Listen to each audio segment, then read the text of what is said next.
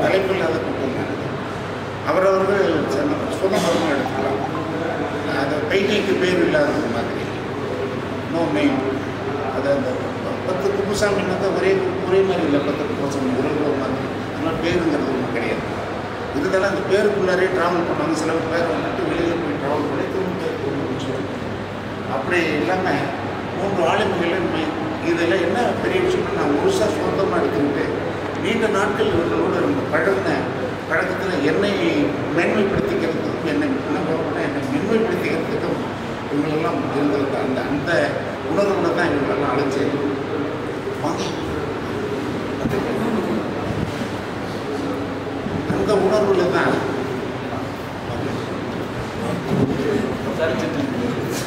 Sorry எங்களுக்கு disturb பண்ணிட்டேன். அதெல்லாம் வந்து அந்த உணர்வுல தான் நாம் அழைத்த ஆளுமைகள் எல்லாம் பார்த்தீங்கன்னாக்க 20-25 ஆண்டுகளுக்கு முன்பு இருந்தே இந்த இயக்கத்திலையும் மற்ற இடத்துலையும் தொடர்ந்து எழுத்துலையும்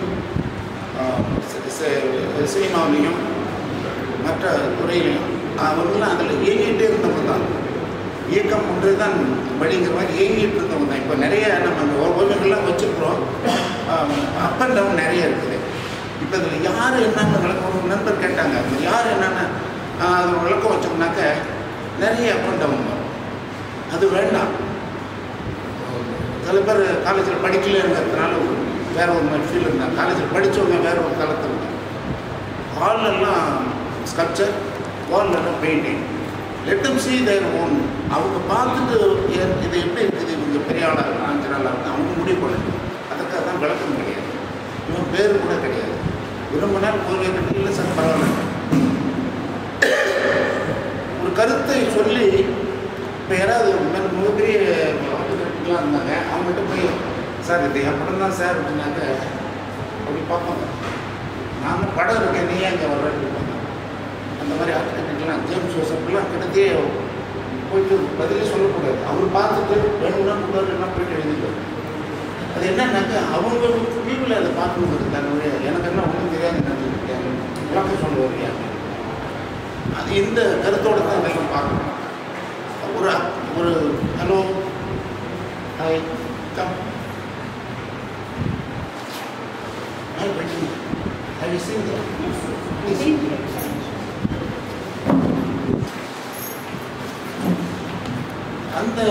அந்த வீக் தான் நமக்கு வந்து அடுத்தடுத்து தான். இப்போ நிறைய ஊர்களில் வந்து ஏன் நம்ம எழுத்தாளர்களோட நாம் சந்திக்கணும், எதுக்கு நம்ம அடுத்த துறையில் இருக்கிறவங்களோட சந்திக்கணும், இந்த பிரிக்கிறதுங்கிறது ஒன்றுமே கிடையாது. எல்லாம் சேர்ந்து தான் ஒன்றோடு ஒன்று பின்னி பிணைப்பு தான் இருக்குது.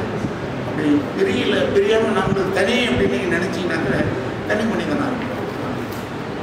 நம்ம எல்லாம் ஒன்று அப்படிங்கிறது ஜெயகாந்தன் சொன்னார்.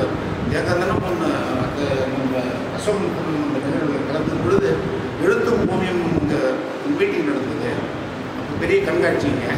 எழுத்து வேறு ஓவியம் வேறு இருந்தாலும் என் எழுத்துக்கு நான் வந்து ஆதிமங்கலத்தினுடைய ஓவியத்தை வாங்கி அட்டைப்படாமல் போட்டேன் அப்படின்னு சொல்லும்போது நான் தான் எழுத்து கேட்டேன், வேறு வேறுன்றீங்களா, அப்புறம் என் ஓவியத்தை அதில் வாங்கி போட்டிங்க எப்படி ஒன்றாகும் அப்படின்னு கேட்கும் பொழுது நான் சொல்கிறேன் எனக்கு உட்கார் அப்படின்ட்டு ஜெயகாந்தன். அப்படியே போட்டுட்டேன். கடைசியில் அவர் சொல்லும்பொழுது அந்த தோழர் கேட்டார், எழுத்து வேறு ஓவியம் வேறு தான், ஆனால் அதை ஒன்று என்று சொல்வதற்காகவே நாம் தான் வந்து சாலையில் போகின்ற தோழர்கள் வேறு வேறுன்னு கூட அவங்களுக்கு கூட ஒன்று தான் தெரியுது. அவங்களுக்கு கூட சொல்றதுக்கு வேறு வேறு தெரியும். ஆனால் இந்த வேறு என்பதை ஒன்று என்று சொல்லும் பொழுது தான் நாம் ஒன்றாக இருக்கிறோம். எப்படி ஒன்றுபட முடியும் அப்படிங்கிற நம்ம சிந்திக்க ஆரம்பிக்கிறோம் அப்படின்னு அவங்க சொன்னாங்க. அந்த பெரியவங்க அந்த வியூவில் தான் நம்ம இன்னும் பார்க்கறது. அந்த வரிசையில் வர்றவங்க தான் இவங்க. எனக்கு நான் கொஞ்சம் அதிகமாக இங்கே வந்து விஷயம் தெரிஞ்சுக்கிட்டேன்னா எனக்கு தெரியல. தெரியறதுக்கு நேராக அந்த ஒரு தளத்தை என்னை காட்டினது ஒவ்வொரு எழுத்தாளர் சங்கம் கலை இலக்கியம். நான் சேலத்தில் இருக்கும் பொழுது எனது ஓவியங்களை பார்த்துட்டு இந்த ஓவியங்களெல்லாம் எழுதணும் என்று மதுரையில் இருக்கின்ற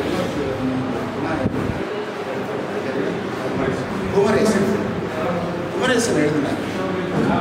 அவர் அந்த சேலத்தில் அப்படி தேடி பார்த்து ஓவியர்களையும் மற்றவர்களையும் எழுதுறவும் ஆதரிப்பும் இருக்கிற இயக்கமாக இருந்ததில் நம்ம அப்படி அப்படி இருந்தால் கூட இயக்கம் சார்ந்து என்னால் இயங்க முடியல. இயக்கம் சார்ந்து நிறைய எழுதுறாங்க. ஒரு ஜாதிக்காகலாம் எழுதுறாங்க எழுத்தாளர்கள், ஒரு மதத்துக்காக எழுதுறாங்க, ஒரு போராட்ட குழுக்காக பண்ணுறாங்க, புலிகளுக்கும் சிங்கங்களுக்கெல்லாம் எழுதுனாங்க. இட் இஸ் நாட் அந்த இடத்துல பரவலாக இட்ஸ் யூனிவர்சல் லாங்குவேஜ். இந்த ஆர்ட்டுங்கிறது யூனிவர்சல் லாங்குவேஜ். அதான் இது ஒன்றும் சேராமல் அவருக்கு பார்க்குறப்ப பிடிச்சிருந்தனாக்க அதுக்கு என்ன ஜாதி மதம் இருக்குது, அதுதான் இது, அதுதான் படம். இந்த ஓவியத்தில் வந்து எங்கேருந்தோ ஒருத்தர் வந்து வாங்குறாரு. அதனால தான் நான் அடிக்கடி சொல்லுவேன், அடையாளத்தை நம்ம இழக்க விட்டோம். நமக்கு என்ன அடையாளம்? உங்களுடைய படைப்புகள் தான் உங்களுக்கு அடையாளம். அந்த வகையில் தான் நம்ம இப்போ இதெல்லாம் சொல்லிட்டு நேற்றுக்கு எனக்கு என் தோழர் இருந்தார், எல்லாத்துக்கும் எழுத்துக்கு இருக்குது,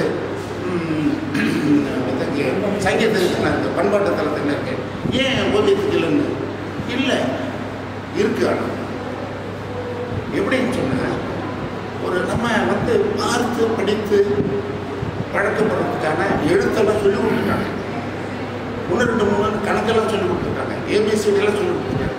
ஓவியத்தை மட்டும் சொல்லிக் கொடுக்கல. ஆனால் குழந்தைகள் மற்றவர்கள் தானாகவே அதில் ஆர்வத்தோடு இருக்கிறார்கள். அதனால் இந்த சொல்லிக் கொடுக்குற ஏரியாவில் அது வராது. நீங்கள் நிறைய பார்த்து நான் அவங்க அன்னைக்கு சொன்னது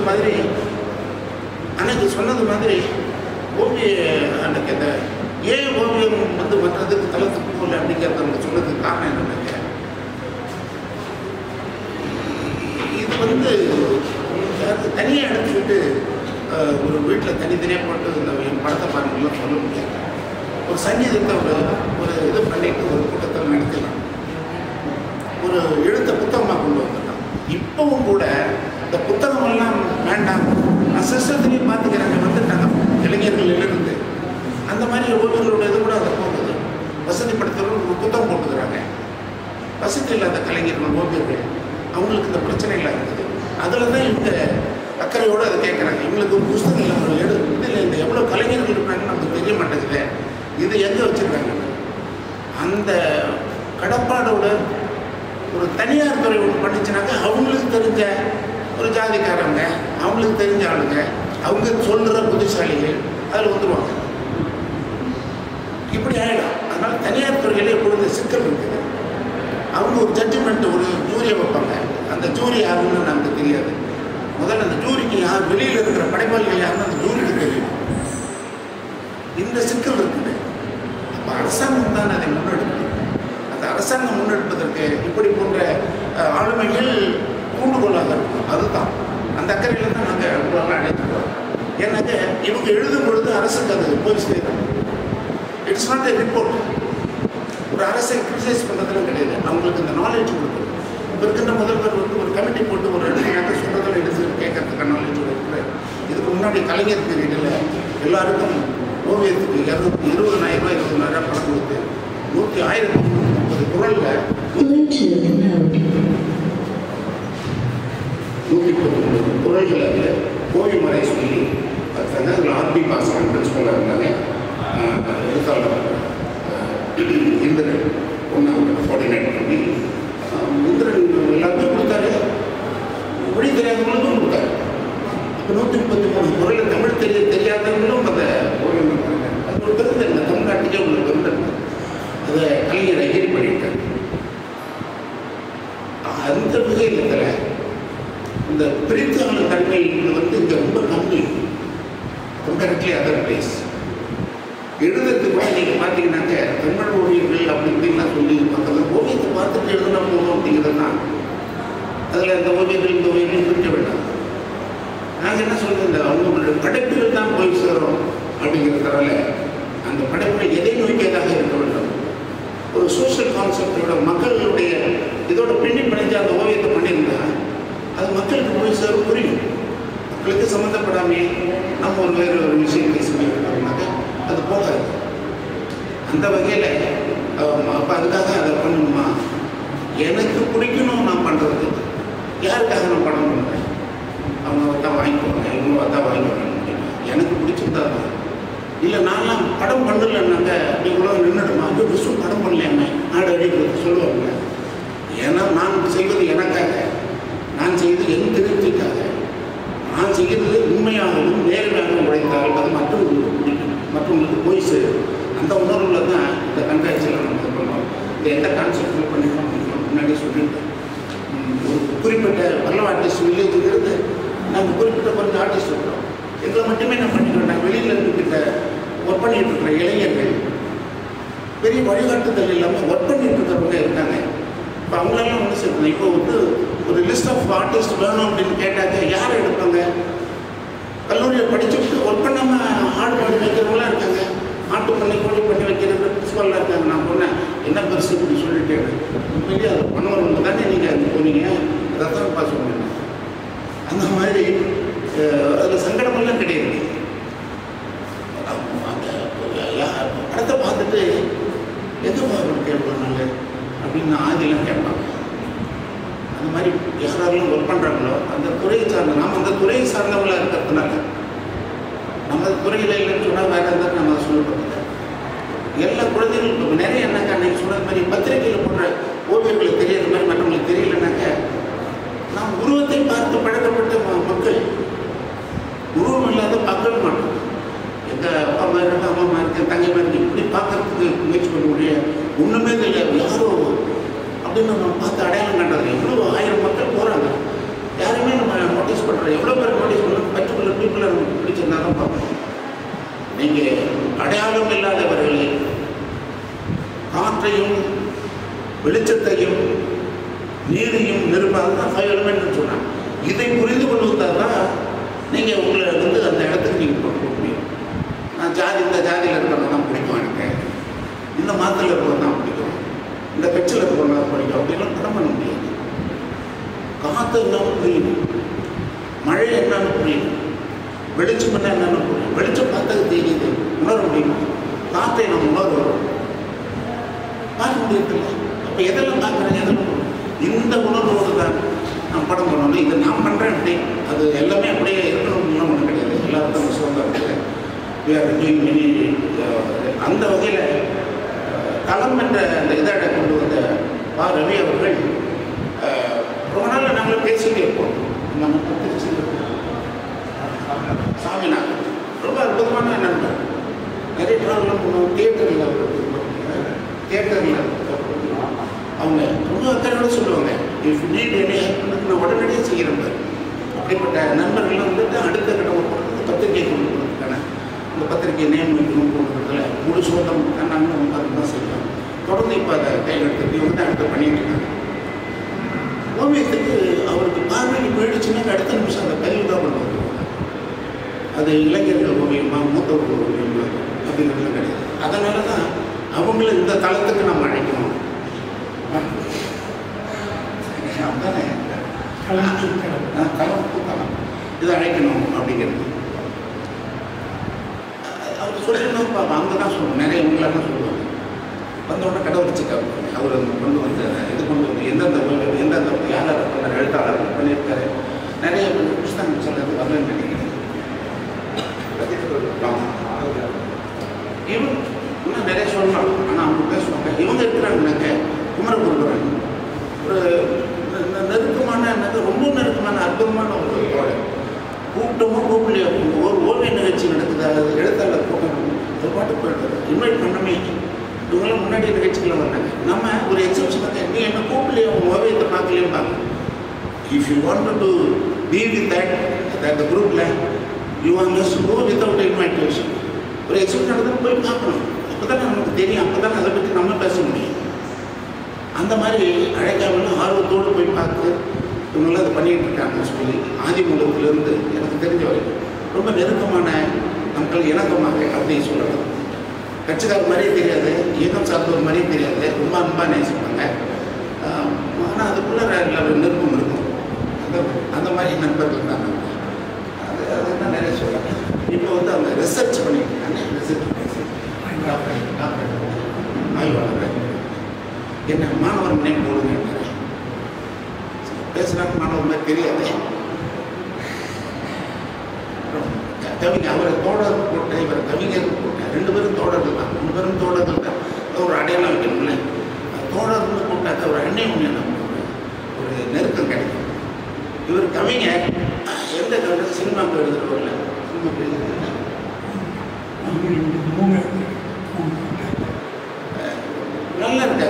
சந்தோஷமாக இருக்கிறார். பிள்ளைங்களும் எல்லாம் படிக்க வச்சுருக்கிறார். எல்லாம் சொல்கிறார். அவர் சுதந்திரமாக இயங்குறார். பிள்ளைங்களாம் வெளிநாட்டில் நிறைய இருந்து இந்த இயக்கம் போகிறாரு.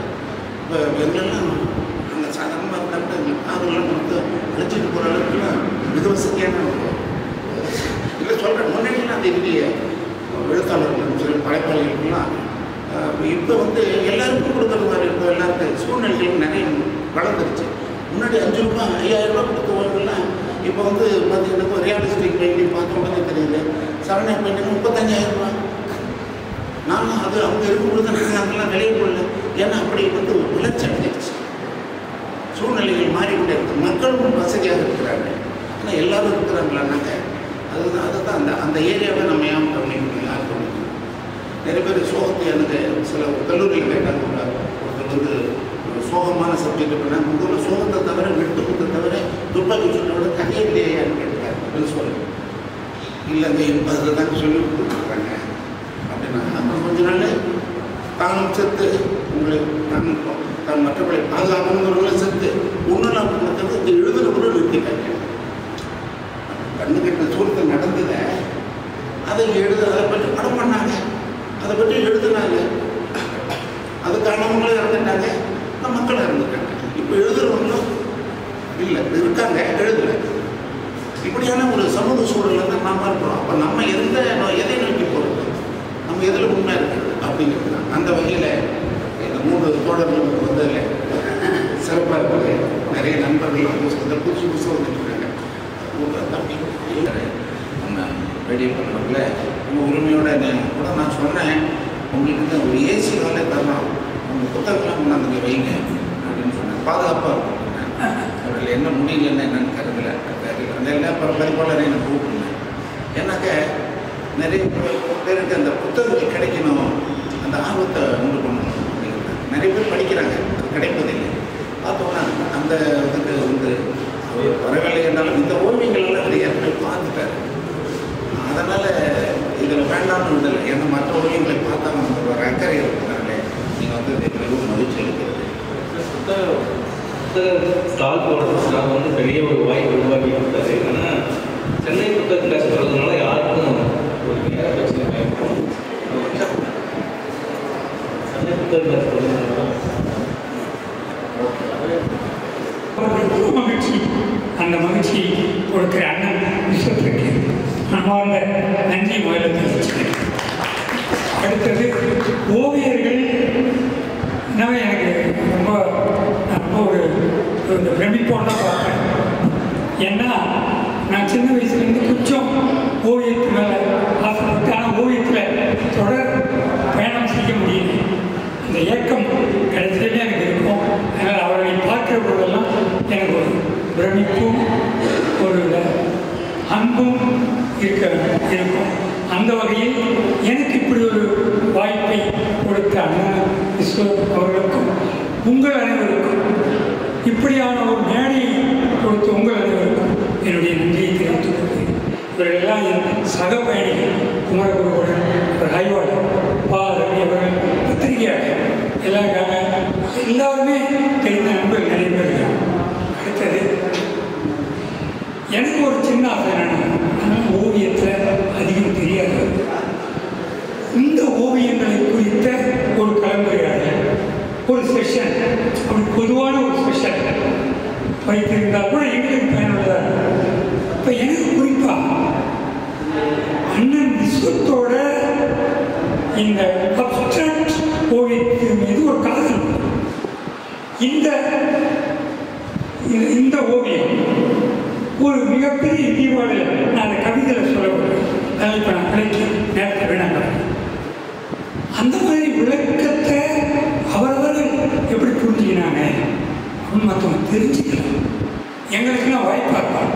நீங்கள் ஒரு பாருங்க மரப்பாச்சு, அதை வச்சு ஒரு பெரிய விஷயம் பண்ணுறாங்க. நாங்கள் ஒவ்வொரு விஷயத்தை நாங்கள் தெரிந்து கொள்வதற்கு ஆர்வமாக இருப்பதா அந்த மாதிரி ஒரு செஷன் எதிர்காலத்தில் நீங்கள் எப்போ போனால் உங்களால் எல்லாம் முடியும் என்று எனக்கு தெரியும் என்பதை சொல்லிக்கொண்டு இந்த 2 கவிதையை வாசிச்சுட்டு ஒரு கதையை சொல்லிட்டு போயிடலாம்.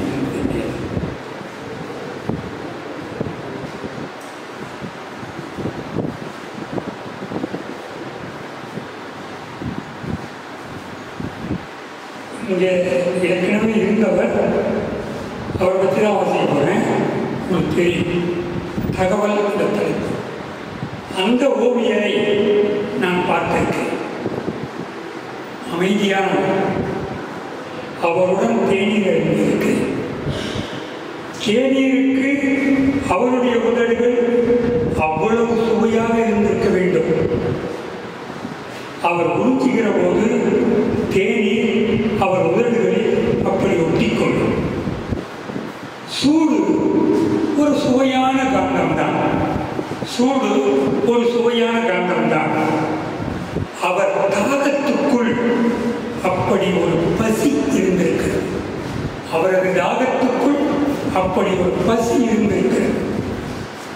ஓவிய கூடத்தில் நுழைந்தவுடன் என்னை முட்டி தள்ள ஓடி வந்த எருதுகளை கவனித்து விட்டேன்.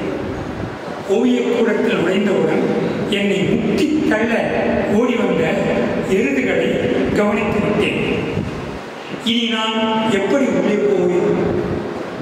ஒவ்வொரு எருதுவின் கண்களும் தினவெடுத்த தீக்கங்குகளாய் தகித்துக் கொண்டிருந்தன. இந்த பாய்ச்சலை மீறி மற்ற ஓவியங்களை என்னால் பார்க்க முடியவில்லை. யார் வரைந்த ஓவியங்கள் என்று விஸ்வத்தை கேட்டேன். வில்லேஜ் மூக்கையா என்றார். வில்லேஜ் மூக்கையா என்றார். விழா முடிந்தது. அடுத்து தேநீர் அருந்த வேண்டியதுதான். யாரை அழைப்பது என்று யோசித்தேன். தம்பி கார்த்திகேயன் தயாராக இருந்து கொண்டிருந்தார். இது ஒரு கவிதை. அடுத்து ஒரு கவிதை, அது வில்லேஜ் மூக்கையாவதற்கு தான் சமர்ப்பணம். அந்த கவிதை. அடுத்த கவிதை, கவிதைகளை பித்து பித்து போட்டது மாதிரி ஒரு கான்வாஸ். கவிதைகளை பித்து பித்து போட்டது மாதிரி ஒரு கான்வாஸ். விரல்களை தூரிகைகளாக்கிய வித்தகம். வானுயர் கட்டடங்கள் இடிந்து விழுந்து சிதைந்து கிடந்த போதும் கீழே ஒரு சாலை ஆளரவம் இன்றி அமைதியாய் கிடந்தது. ஒரு நதி அலைகளை மறந்து நகர்ந்து கொண்டிருந்தது. கைவிடப்பட்ட நகரத்தின் துயரம் கண்களை திரையிட்டது. எந்த ஓவியம் தீட்ட முடியாத ஒரு ஓவியத்தை காலம் தன் கைகளால் வரைந்து கொண்டிருந்தது. அந்த ஓவியனின் திரைச்சீலையின் நடுவில் கொஞ்சம் தீப்பிடித்துக் கொண்டிருந்தது. அந்த ஓவியனின் திரைச்சீலையின் நடுவில் கொஞ்சம் தீப்பிடித்துக் கொண்டிருந்த காரணம் இப்போதுதான் பிடிபட்டது. தன் ஓவியங்களை விட பெரிதாய் விஸ்வத்தால் இனி என்ன பேசிவிட முடியும்? நன்றி. இந்த கதையை நான் அப்புறம் சொல்றேன். ஒரு கதை. இது பல பேர் கேட்டுக்கலாம். கடைசி இலை என்கிற பெயரில் ஓ ஹென்றி எழுதிய கதை. நீங்கள்லாம் நிச்சயமாக படிச்சிருக்க வாய்ப்பு உண்டு. வாஷிங்டனுக்கு மேற்கு மாவட்டத்தில், ஒரு சின்ன மாவட்டத்தில் ஒரு தெரு. அது தெருவாக கடைசி வரைக்கும் போகாது. கோணல் மாணலாய் அங்கும் இங்கும் வளைஞ்சி நெளிஞ்சி போய் கடைசியில் தெரு என்ற பெயரை விட்டு இடங்கள் அப்படின்னு சொல்லுவாங்க. ஒரு வீதி திரும்ப திரும்ப திரும்ப தன்னையே சந்தித்துக் கொள்ற மாதிரி கோணங்களும் வளைவுகளும் நெளிவுகளும் கொண்ட தெரு. இப்படியான ஒரு இடத்தை ஒரு ஓவியன் ஒரு அரிய செய்தியை கண்டுபிடிச்சிட்டான். என்னன்னா, தாள்கள், கேன்வாஸ், வண்ணங்கள் இதையெல்லாம் வித்துட்டு இதையெல்லாம் வாங்கினால்கிட்ட காசை வசூல் பண்ணுறதுக்கு வசூல் செய்கிறவன் வர்றான். வந்தால் வசூல் செய்கிற வீட்டுக்கு போக முடியாது. ஏன்னா அவ்வளோ வளைவும் நெளிவும் கொண்ட தெருவில் தன்னைத்தானே மீண்டும் மீண்டும் சந்தித்து கொண்டு வசூல் செய்யாமல் திரும்பி போயிடும். இப்படியான ஒரு அரிய செய்தியை கண்டுபிடித்த ஓவியன் மூலமாக வேட்டைக்கு போற விலங்குகள் மாதிரி எல்லா ஓவியர்களும் அவர்கள் குடியிருந்த 6வது அவென்யூவிலிருந்து இந்த சின்ன கிரீன்விச் கிராமத்திற்கு குடிபெயர்ந்து வந்துட்டாங்க. அவங்க எடுத்து வந்த பொருள்கள் என்னென்ன அப்படின்னா, வெள்ளியும் காரியமும் கலந்த கோப்பை, அதுக்கப்புறம் சாபிங் டிஷ் என்று சொல்லக்கூடிய சாப்பாட்டை சூடா வச்சிருக்கக்கூடிய ஒரு டிஷ்.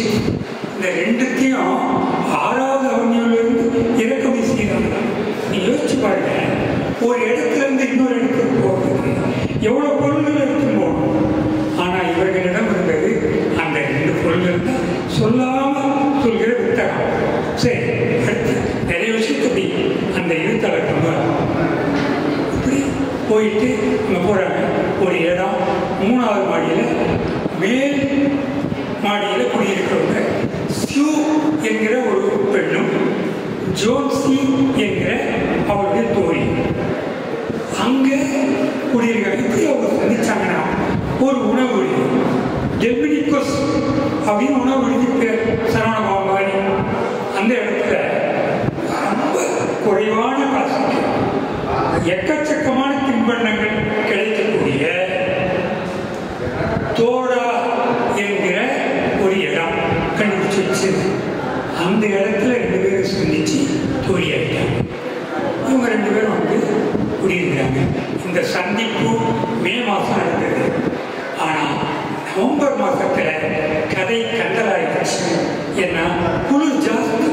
அதனால அங்கங்கும் அந்நியனாகிய நிமோனியா எல்லா இடத்துலையும் குடியிருக்க அங்கொன்றும் இங்கொன்றுமாக ஆரம்பமாகிடுச்சு. அதனால இவர்கள் வசிக்கிற இடத்துல கொஞ்சம் கம்மியாக இருந்தது. அப்படி ஏன்னா ரொம்ப கோணமானதாக இருந்த பாசி பிடிச்ச தெருவில் அந்த அந்நியனுக்கு கூட வர்றது தயக்கம் போல அப்படின்னு ஓய்வு சொல்லுவார். சொல்லிட்டு அந்த இடத்துக்கு ஒரு சிறுமி, அது ரொம்ப அந்த நிமோனியா என்கிற அந்த குளிர் ஜுரம் பெரிய வீரன் இல்லை, ஆனால் அது முஷ்டியை உயர்த்துகிற பொழுது அதை எதிர்கொள்ள அந்த போட்டியாளரை எதிர்கொள்ள முடியாமல் சிறுமி தடுமாறிவிட்டார். அதனால் அவள் நிமோனியாவுக்கு பலியாகிவிட்டார் அப்படின்னு சொல்லுவார். அடுத்தது தாக்கிச்சு யாருன்னா ஜோன்ஸ். இந்த சியூ ஜோன்ஸ் 2 பேர் நண்பர்கள், ஓவிய நண்பர்கள். அந்த ஜோன்ஸ் படுத்த படுக்கையே கிடைக்கிறார். அவ பக்கத்தில் இருக்கிற ஒரு சுவத்தையே பார்த்துட்டு இருக்கிறார். இந்த மாதிரி நேரத்தில் தான் அவங்க என்ன அந்த சொல்றா ஆளுல இந்த மருத்துவர் வந்து, என்னம்மா உன்னுடைய தோழி ஒரு நம்பிக்கையே இல்லாமல் இருக்கா, 10ல் 1 பங்கு தான் அவளை பிழைக்கிறதுக்கு வழி இருக்கு. ஏன்னா எப்படிப்பட்ட விஷயமா இருந்தால் நாங்கள் கொடுக்குற மருந்து 50% வேலை செய்யும். ஆனால் அவங்கள நம்பணும் அப்படின்னு சொல்றாங்க. சரி, அதனால அவன் மனசுல எதனா நினைச்சிட்டு இருக்காங்க. அவன் மனசுல என்ன நினைச்சிட்டு இருக்கா, ஏன்னா அதை தெரிஞ்சுக்கணும் அப்படின்னு. அதுக்கு அவர் சொல்றாரு, அவ ஒன்றும் மனசுல அப்படி நினைச்சில்ல, இந்த நேபிள்ஸ் வளைகுடா அப்படின்னு ஒரு இடத்த தன் வாழ்நாளுக்குள் வரைந்து விட வேண்டும் என்ற தீராத ஆசை இருந்தது அப்படின்றது. சரி, நேபிள்ஸ் வளைகுடா வரையணும். அந்த மருத்துவர் சொல்றாரு, அவருக்கு இந்த ஓவியம் ஒரு பொருட்டு இல்லை. இப்போ அப்படிதானே எத்தனை மருத்துவர்கள் வந்து பார்த்துருப்பாங்க. அப்படி இல்லை, நான் கேட்கறது வேற. அவள் யாரையாவது ஆணை எடுத்து கொண்டிருக்கிறாளா அப்படின்னு தெரிஞ்சுக்கிட்டா அந்த அவரை அழைச்சிட்டு வந்தால் கொஞ்சம் சரியாகும் அப்படின்னு அவர் சொல்றாரு. அதுக்கு சிவ சொல்றா, ஏன் அப்படிலாம் இல்லை, அவள் காதலிக்கிற அதை நினைத்துக்கொள்ள இருக்கக்கூடிய தகுதியுள்ள ஒரு ஆண் இந்த உலகத்தில் இருக்கான அப்படின்னு.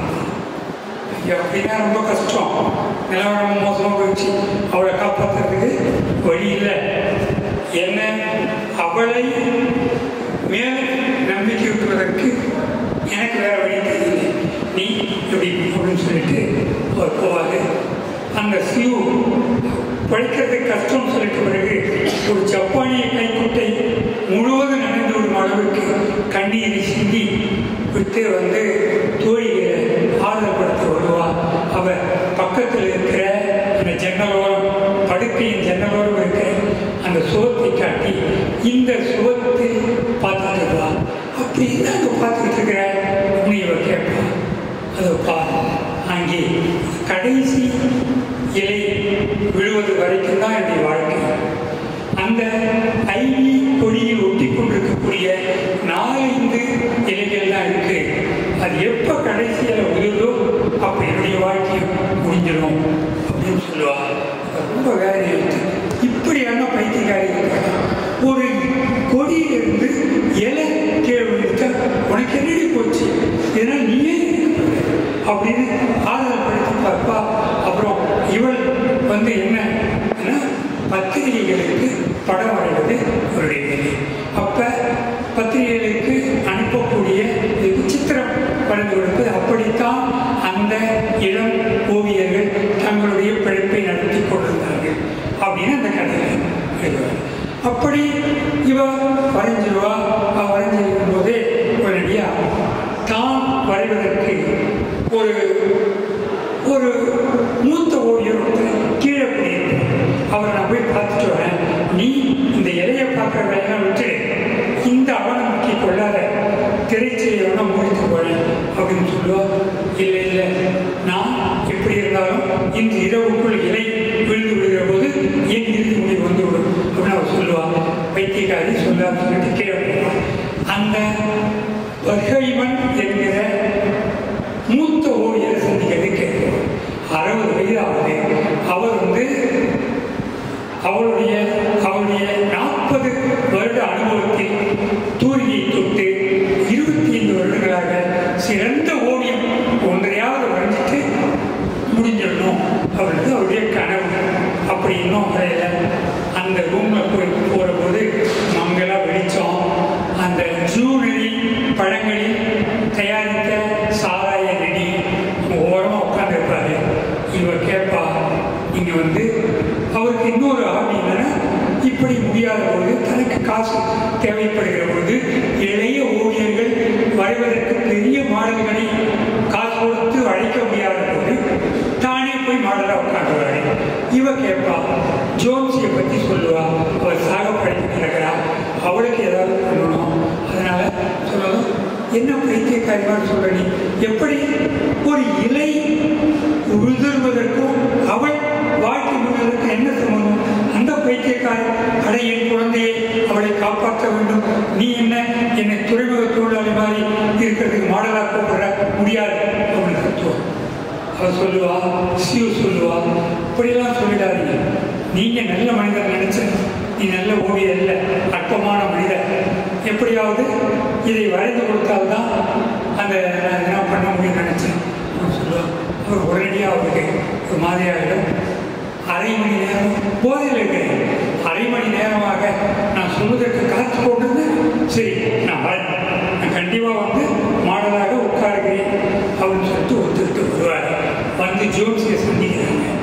ஜோன்ஸ் கிட்ட சொல்லும்போது அறிமுகப்படுத்திட்டு அவள் அப்படியே அந்த ஓரமாக அந்த சுவற்றில் பக்கத்து ஜன்னலோரம் தெரிகிற சுவற்றையே அந்த உதிர போகிற இலைகளையே பார்த்துக்கிட்டு இருப்பா. இவர் பார்த்துட்டு 2 பேரும் ஒருத்தர் பார்த்துக்குவாங்க. இந்த இலையை ஐவி கொடியில் ஆடிக்கொண்டிருக்கிற இலையை பார்த்துட்டு ரொம்ப வேதனைப்பட்டுட்டு இவர் போய் மாடலாக உட்காடுவார். சீவை வரைஞ்சிடுவா. பெரிய காலம் இவன் வந்து எல்லாம் நைட்லாம் வரைஞ்சிட்டு இப்படியா 1 மணி நேரம் தூங்கியிருப்பான். தூக்கத்துக்கு அப்புறம் எழுந்து பாப்பா போய் பார்த்தா அவள் வந்து மீண்டும் திறக்க சொல்லுவா. ஜோன்ஸ் திறந்தா அந்த இன்னும் 4 இலை இருக்கு. இப்போ சொல்லுவா, இன்னும் கடைசி இலை இருக்கு, அது விழுறதுக்கும் நீ நான் இறப்பதற்கும் சரியா இருக்கும் பார்த்துக்க அப்படின்னு சொல்லுவா. இவ வந்து ரொம்ப வந்து போயிட்ட பிறகு பர்கைமன் அந்த ஓவிலிருந்து கேட்கப்படுவார். இந்த மருத்துவர் மீண்டும் வருவார். இந்த சிவகையில் சொல்வார், அந்த முதியவர் அந்த ஓவியர் ரொம்ப சாக பிழைக்க கிடைக்கிறார், அதனால் அவரை மருத்துவமனைக்கு அழைத்து போகிறேன். பிழைப்பதற்கு வழியே இல்லை, எப்படி இறந்து விடுவார், வேறு வழி இல்லை. ஆனாலும் ஒரு ஆஸ்பத்திரியில் ஒரு திருப்தியாக சாகட்டுமே, முடிஞ்ச அளவுக்கு வலியை நீக்கலாம் அப்படின்னு அழைச்சிட்டு போகிறேன்னு ஆறுதல் சொல்லுவார். சிவ ரொம்ப வருத்தப்படுவார். அப்படியான்னு கேட்டுட்டு உடனடியாக இவர் வருவார். உடனே ஒரு நாள் அன்னைக்கு கழிஞ்சிடும். அடுத்த நாள் வந்து தகவல் தெரிஞ்சிடும். உடனே அவர் இறந்துடுறாரு. அந்த செய்தியை சிவ போவா, ஜோன்ஸ் கிட்ட உட்காருவா. ஜோன்ஸ் உட்கார்ந்ததும் அந்த ஜன்னலை திறச்சிலே திறந்துவா. ஜோன்ஸ் திறந்து விட்டதும் அந்த ஜன்னல் வழியாக கடைசி இலை என்னன்னு பாப்பா உதறல.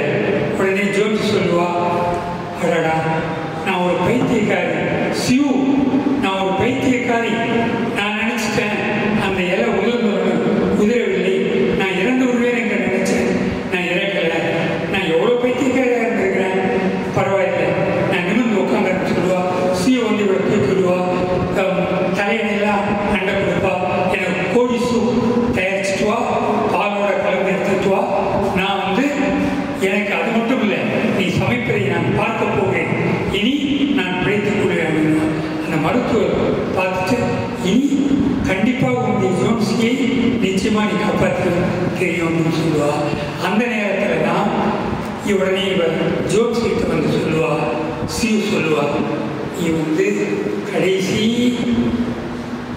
உனக்கு ஒரு விஷயம் தெரியுமா, நான் சொல்லணும். அந்த பர்கைமன் என்கிற அந்த ஓவியர் இறந்து விட்டார். ஏன்னா காவலர் எல்லாம் பார்த்தாங்க. அந்த காவலர் பார்க்குற போது அவர் இரவு முழுவதும் ஷூ நனைஞ்சிருக்கு, உடையெல்லாம் நனைஞ்சிருக்கு, தொப்பக்கட்டியா அந்த லாந்தர் இன்னும் கடைசியில் எரிஞ்சிட்டு இருக்குது அணையில. அது கூட ஒரு குறியீடு தான், லாந்தர் எரிஞ்சிட்டு. அவர் இறந்தாலும் லாந்தர் எரிஞ்சு ஒரு குறியீடு அது. அதே போல அவர் ஏணி வச்சு இருந்த ஏணி அப்படியே இருந்திருக்கு, தெரியுதா? இப்ப பார் ஜோன்ஸ், நீ பார்க்கிறாயே, இவ்வளவு காற்று வேகமாக அடித்தாலும் அந்த இலை உதிரவில்லையே, உனக்கு தெரியவில்லையா? அது பர்கைமன் வரைந்த ஓவியம். அந்த இலை விழுந்து விட்டதை பார்த்தால் நீ என்ன ஆவாய் என்பதற்காக இரவு முழுவதும் பணியில் இருந்து வரைந்ததற்கு அத்தாட்சியாக பச்சை வண்ணமும் மஞ்சள் வண்ணமும் கலந்த அந்த தட்டு கூட அங்கு கிடந்தது. அவர் அந்த இரவு முழுவதும் வரைந்த அந்த ஓவியம் பர்கைமன் வரைந்த உலகத்திலேயே உன்னதமான ஓவியம் இல்லையா என்று கேட்பார். கதை முடிந்துவிடும். இதுதான் கடைசி. நன்றி. 40 அற்புதங்கள் கமிஷன் தோழர் விஸ்வம் அவர்களும் ஓவியர் விஸ்வம் அவர்களும் சேலம் தமிழ்நாடன் அவர்களும் சேர்ந்து பண்ணதோடைய விளைவு. நான் இதே இடத்துல 92 அதை ஒட்டி இங்கே நடந்த வீடு கண்காட்சி வீடுல வந்து சேர்ந்து இது பண்ணும்போது இதே மாதிரியான ஒரு ஆர்கானிக் இது பெயிண்டிங் எக்ஸிபிஷன் நடக்கும் போதே அது கூடவே வந்து வெவ்வேறு நிகழ்ச்சி, கவிதை வாசிப்பு, அது மாதிரி கனிமொழி அவர்கள் பேசினாங்க, கார்த்திக் சிதம்பரம் பேசினாங்க. எல்லாரும் பேசும்போது ஓவியர் ஆதிமூலம் இருந்தாங்க. நானும் என்னையும் பேச உங்களுக்கும் ஒரு அறை இருக்குமா? அந்த வீட்டில் கவிஞர் சரியா சொல்லியிருக்காரு, அந்த வீட்டில் எனக்கும் ஒரு அறை இருந்தது அப்படின்னு சொல்லலாம். இலக்கிய நயமாக இருக்கும். நன்றி. அப்படியாக இந்த சொன்ன மாதிரி தன்னுடைய ஓவியங்கள் மட்டுமல்லாது இங்கே இருக்கக்கூடிய பல பேர் அப்படின்னா வில்லேஜ் மூக்கையா அவர்கள் இல்லை, ஆனால் அவருடைய ஓவியங்கள் இருக்கு. அவருடைய மகன் இருக்கிறார். உரிமையாக பேச வந்து எல்லாரும் ஒவ்வொரு இதெல்லாம் எடுத்து போடும்போது உட்காந்து சம்மணம் போட்டு உட்காந்து அவர் படம் அண்ணே நமக்கு இதுதான் நீ அப்படின்னு சொல்லி ஒரு மாதிரி இந்த அவருடைய ராமநாதபுரம் ஸ்லாங்கில் அவர் பேசுவார். அப்போ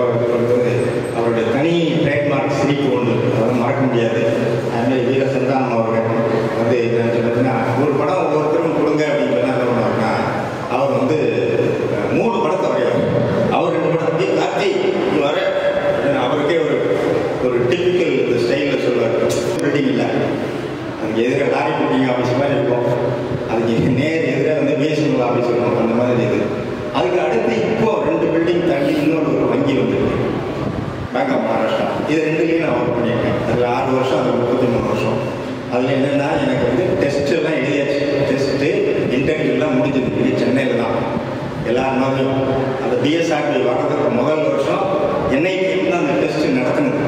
காம்படிட்டிவ் எக்ஸாமினேஷன்ஸ் இந்த என்டிஏ இப்போ நடத்துகிற மாதிரி அவங்க பண்ணாங்க. செலெக்ஷன் ஆகி ஒரு வருஷம் 1.5 வருஷம் ஆகுது. போய் கேட்கும்போது என்ன சொல்கிறாங்க, இல்லை வந்துடும், 1 வருஷத்துக்கு தான் வேல்யூ இருக்குது அப்படின்னு சொல்லும்போது நான் 1.5 வருஷம் தாண்டிடுச்சு, எனக்கு பயமாக இருக்கும்.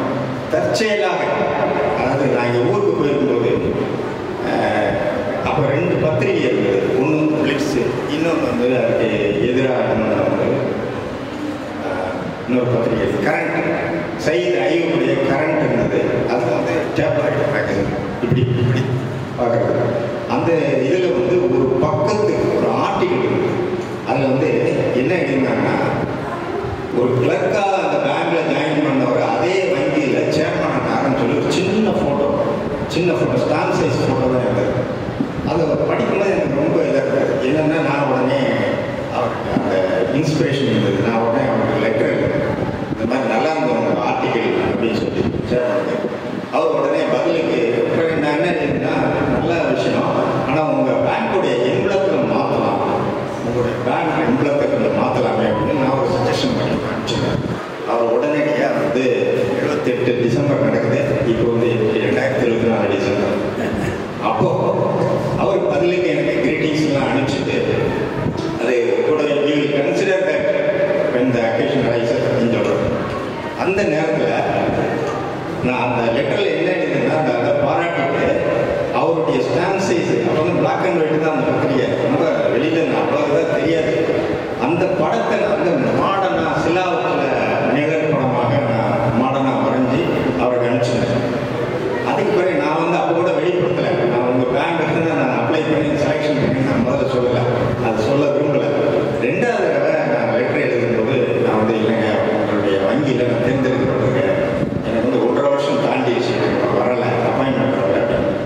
அடுத்த 5வது நாள் எனக்கு லெட்டர் வரும், நீங்கள் வந்து நீங்கள் ஜாயின் பண்ணுறீங்க, நீங்கள் எங்கே ஜாயின் பண்ணீங்கன்னா மெட்ராஸ் ஜாயின் பண்ணுறேன், இல்லை தேர் இஸ் நோ வேகன்சி இன் மெட்ராஸ் அப்படின்னு இன்னொரு லெட்டர் 3 நாள் கழிச்சு. அப்போ கடிதம் தான் ஒரு காலத்தில் கடிதம் இருந்தது.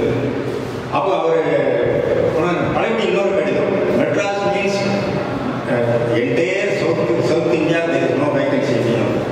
உடனடியாக okay I ready to work in Bombay, Poona, Tirunelveli. பாம்பேயில் போஸ்டிங் ஆர்டர் 5 நாள் போஸ்டிங் ஆர்டர் வந்தது. அது எங்கே இருக்குன்னா, அதாவது ஃபாரின் எக்ஸ்சேஞ்ச் சென்டர், எங்கள் பேங்குடைய ஃபாரின் எக்ஸ்சேஞ்ச் சென்டர், அங்கேருந்து வந்து நடந்து வாக்கிங் டிஸ்டன்ஸில் இருக்கக்கூடியதான் ஜஹாங்கீர் ஆர்ட் கேலரி. 1979 எனக்கு அந்த வேலை கிடைக்க காரணமாக இருந்தது என்னுடைய ஓவியம். அது நிறைய பேருக்கு தெரியாது. பின்னாடி நான் என்ன ஆச்சுன்னு சொன்னால், அப்புறம் இன்னொன்று வந்து நான் வின்சிங்கிற பேரில் சிறு பத்திரிகைகளில் வரைவேன். அது வந்து ஏன் வந்து அந்த பேரை தேர்ந்தெடுத்தேன் அப்படிங்கிறது கேட்டால், என்னை விட 500 வருஷம் மூத்தவர். அவர் 1452 பிறந்தார், நான் 1952 பிறந்தேன். அதனால் அது ஒரு கோயின்சிடன்ஸ் ஆகிடுச்சு வச்சுருக்கேன். வின்சி, அந்த லியோனார்டோ டா வின்சி வந்து பல பரிமாணங்களில் ஓவியர், ஸ்கல்ப்டர், மேத்தமெட்டிஷியன், ஃபிலாசபர் எல்லாமாக இருந்திருக்கார். அது நிறைய ஓவியர்கள் நீங்கள் அதை படிச்சிருப்பீங்க. லியோனார்டோ டா வின்சியுடைய வாழ்க்கை, அவருடைய பல விஷயங்கள் இன்னைக்கு கூட அதுதான் பேசி 15ஆம் நூற்றாண்டில் இருக்குன்னா வந்து அவர்கள் அப்பெல்லாம் ஆர்டிஸ்டன் தானே, அந்த மாதிரி இருந்து வளர்ந்தவர். இது ஒன்று. பிறகு வந்து இன்னொரு 2-3 இன்சிடென்ட்ஸ் மட்டும் சொல்லிட்டு முடிக்கலாம் நினைக்கிறேன், ஏன்னா ஐயா பேச வேண்டியிருக்கேன். இன்னொரு என்னன்னா, ஓவியர் ஆதிமூலம் அவர்கள் வந்து அவரோட ஒரு இன்டர்வியூ நான் பண்ணேன். அதே உங்களுக்கு தீக்குதலில் ஒரு 2 பக்கத்துக்குள்ள ஒரு சிறப்பு மலர் வாழணும் அப்படின்னு சொல்லி அகத்தியிலங்க, கவிஞர் அகத்தியிலங்க ஆசிரியராக, பொறுப்பாசிரியராக கேட்டார். நான் சரின்னு சொல்லி ஓவியர் ஆதிமூலம் அவர்களை போய் பார்க்க போகும்போது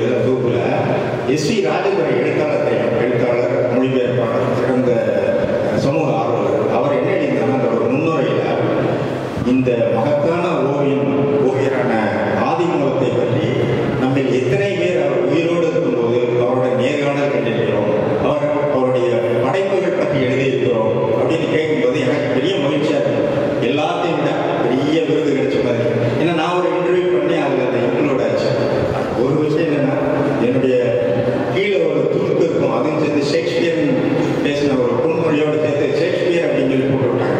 என்னுடைய பேர் கூத்தலிக்குன்னு அவர் பேர் பண்ணிட்டாரு. பரவாயில்ல, மேலே இருக்கும் என்னுடைய பேர்.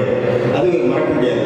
ஏன்னா அவருக்கு வந்து உலகம் நீங்கள் எதுனால என்னுடைய படங்களை நீங்கள் எப்போ வேணாலும் பயன்படுத்திக்கலாம். அடுத்து என்ன பண்ணாருன்னா அவரையும் கந்தர்வன் அவர்களையும் இணைச்சு ஒரு தமிழ்நாடு முற்போக்கு சங்க தென் சென்னை சார்பில் ஒரு பள்ளிக்கூடத்தில் ஒரு நிகழ்ச்சி நடக்கும். அதாவது மகாத்மா காந்தி அந்த அக்டோபர் 2 வந்து நல்லிணக்க தினமாக நடத்தணும்.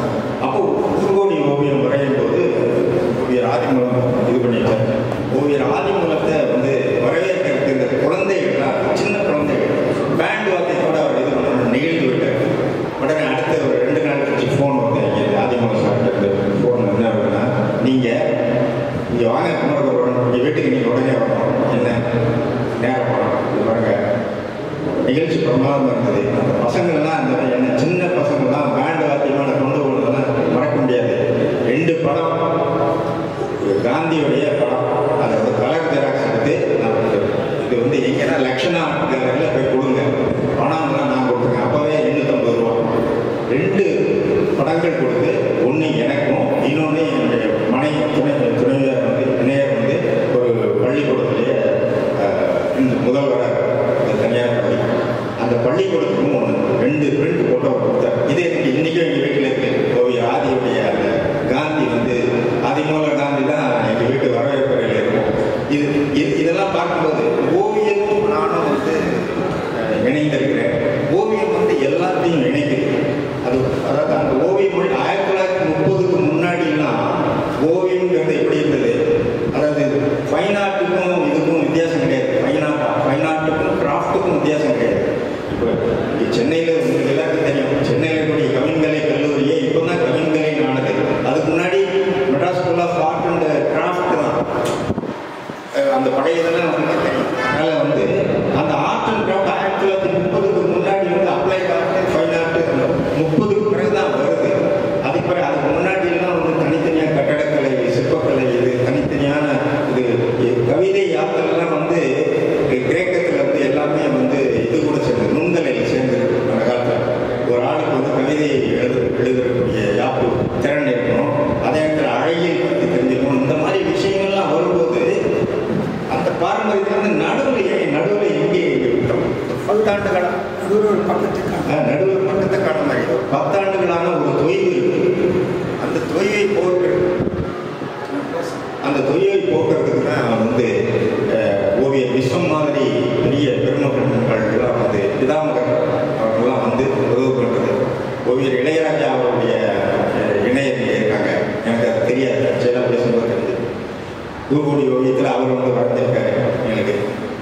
அதெல்லாம் பார்க்கும்போது அந்த அடுத்த வாரிசுகள் வந்து அந்த குடும்பத்தில் இருப்பாங்க, இல்லைன்னா அதை ஒட்டி இருக்கக்கூடிய அந்த இளைஞர்களாக இருக்கணும். அவங்களெல்லாம் திரட்டி கொண்டு வந்து இங்கே பாரு, ஒரு பெரிய கேப் இடைவெளியை வந்து நிரப்புறாரு.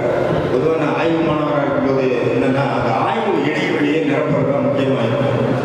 நடுவில் என்ன கேப் இருக்கு, அந்த இது வந்து முன்னாடியும் ஓவியம் இருந்திருக்கிறது, இப்போதும் இருக்கிறது, இனிமேலும் இருக்கும்.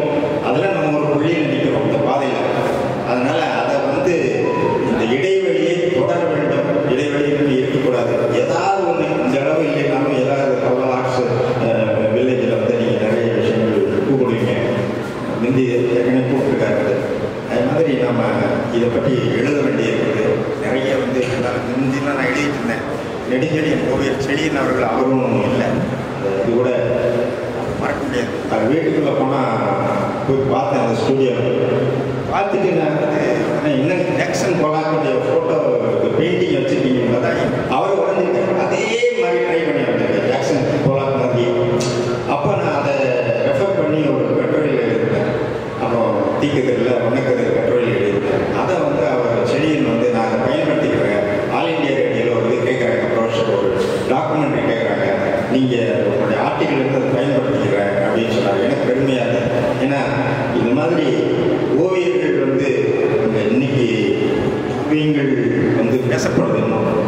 ஓவியர் இல்லாமல் ஓவியங்கள் பேசப்படும், தொடரும். அது வந்து எல்லாருமே அதாவது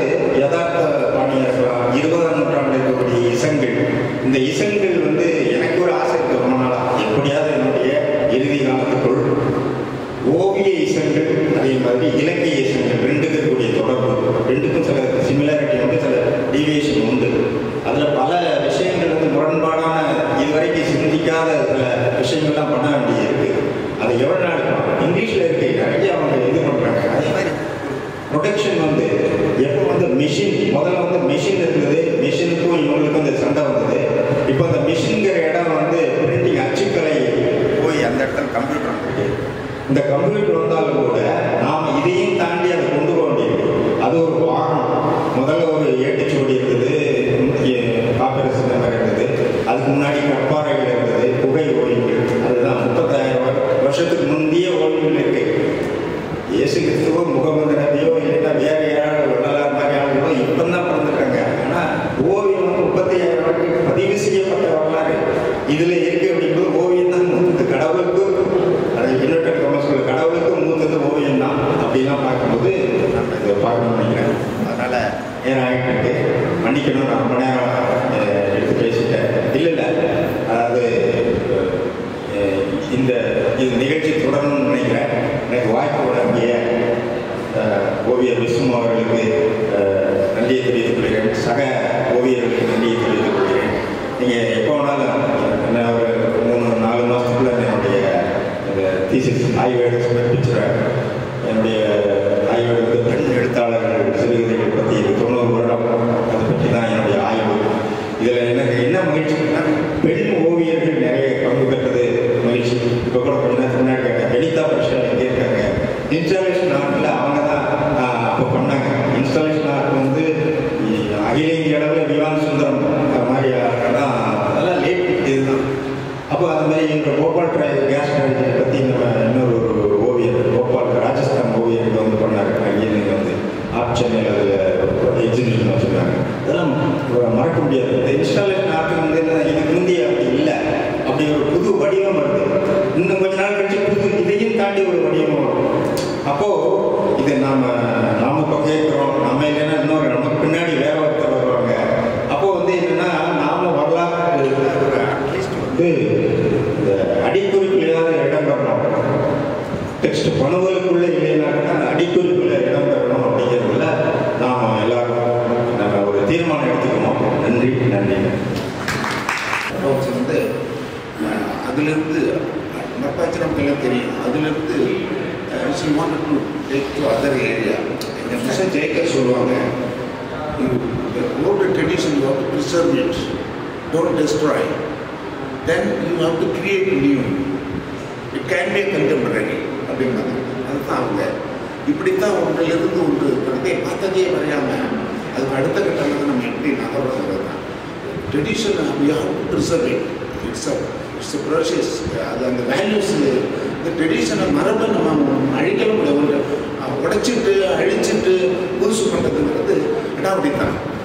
அது மரபை வைத்து நம்ம அப்பா அம்மா வாழ்க்கை தான் நமக்கு பாடமாக இருக்கிறது. அதை வச்சுட்டு நம்ம எப்படிங்கிறத கொண்டு போகணும். அந்த வகையில் அந்த அற்புதமான அந்த அடுத்த ஒரு ட்ராவல் பிரமாதமாக இருக்குது. அதெல்லாம் தான் நம்ம கலந்து பேச வேண்டிய விஷயம். நன்றி. ரொம்ப அருமையாக இது நமக்கு நிறைய இதில் தீர்க்கதில் நிறைய கட்டுரைகள்லாம் இருக்காங்க. ஒரு மிகப்பெரிய ஓவியங்கிறது கார்ட்டூன் வின்சி எப்படி வந்து அச்சு காகிதத்தில் வந்து ஒரு பத்திரிகை தேவையானது போல இன்னைக்கு ஓவியம் வரும்போது இது வந்து ஏஐ சார்ஜி பற்றி சொல்லக்கூடிய இந்த மாதிரியான விஷயங்கள்லாம் வந்துட்டு இன்னைக்கு ஏஐ வந்தாலும் சார்ஜிபிடி வந்தாலும் அந்த செயற்கை நுண்ணறிவுக்கு கொடுக்கக்கூடிய இயற்கை நுண்ணறிவு மிக்க மனிதர்கள் இருந்தால்தான் அடிப்படையில் வந்து மனிதர்கள் தேடிக்கொண்டே இருக்கிறார்கள், மனிதர்கள் கொடுத்து கொண்டே இருக்கிறார்கள். மனிதர்கள் எதை தேடிக்கொண்டு இருக்கிறார்கள், முதலில் நாம் மனிதர்களாக இருக்கிறோமா என்பதுதான் முக்கியமான விஷயம். அந்த மனிதர்களாக இருப்பதற்காக தான் இத்தனையும் ஒவ்வொருவரும் ஒவ்வொரு பகுதியில் வந்து ஒவ்வொரு தேடலை வந்து அவர் செய்து கொண்டே இருக்கிறார்கள். ஆக இன்றைக்கு வந்து 2024 வந்து இன்றைக்கு பெரிய வாதம் வரும்போதாகவும் வாதம் நடந்து கொண்டிருக்கிறது.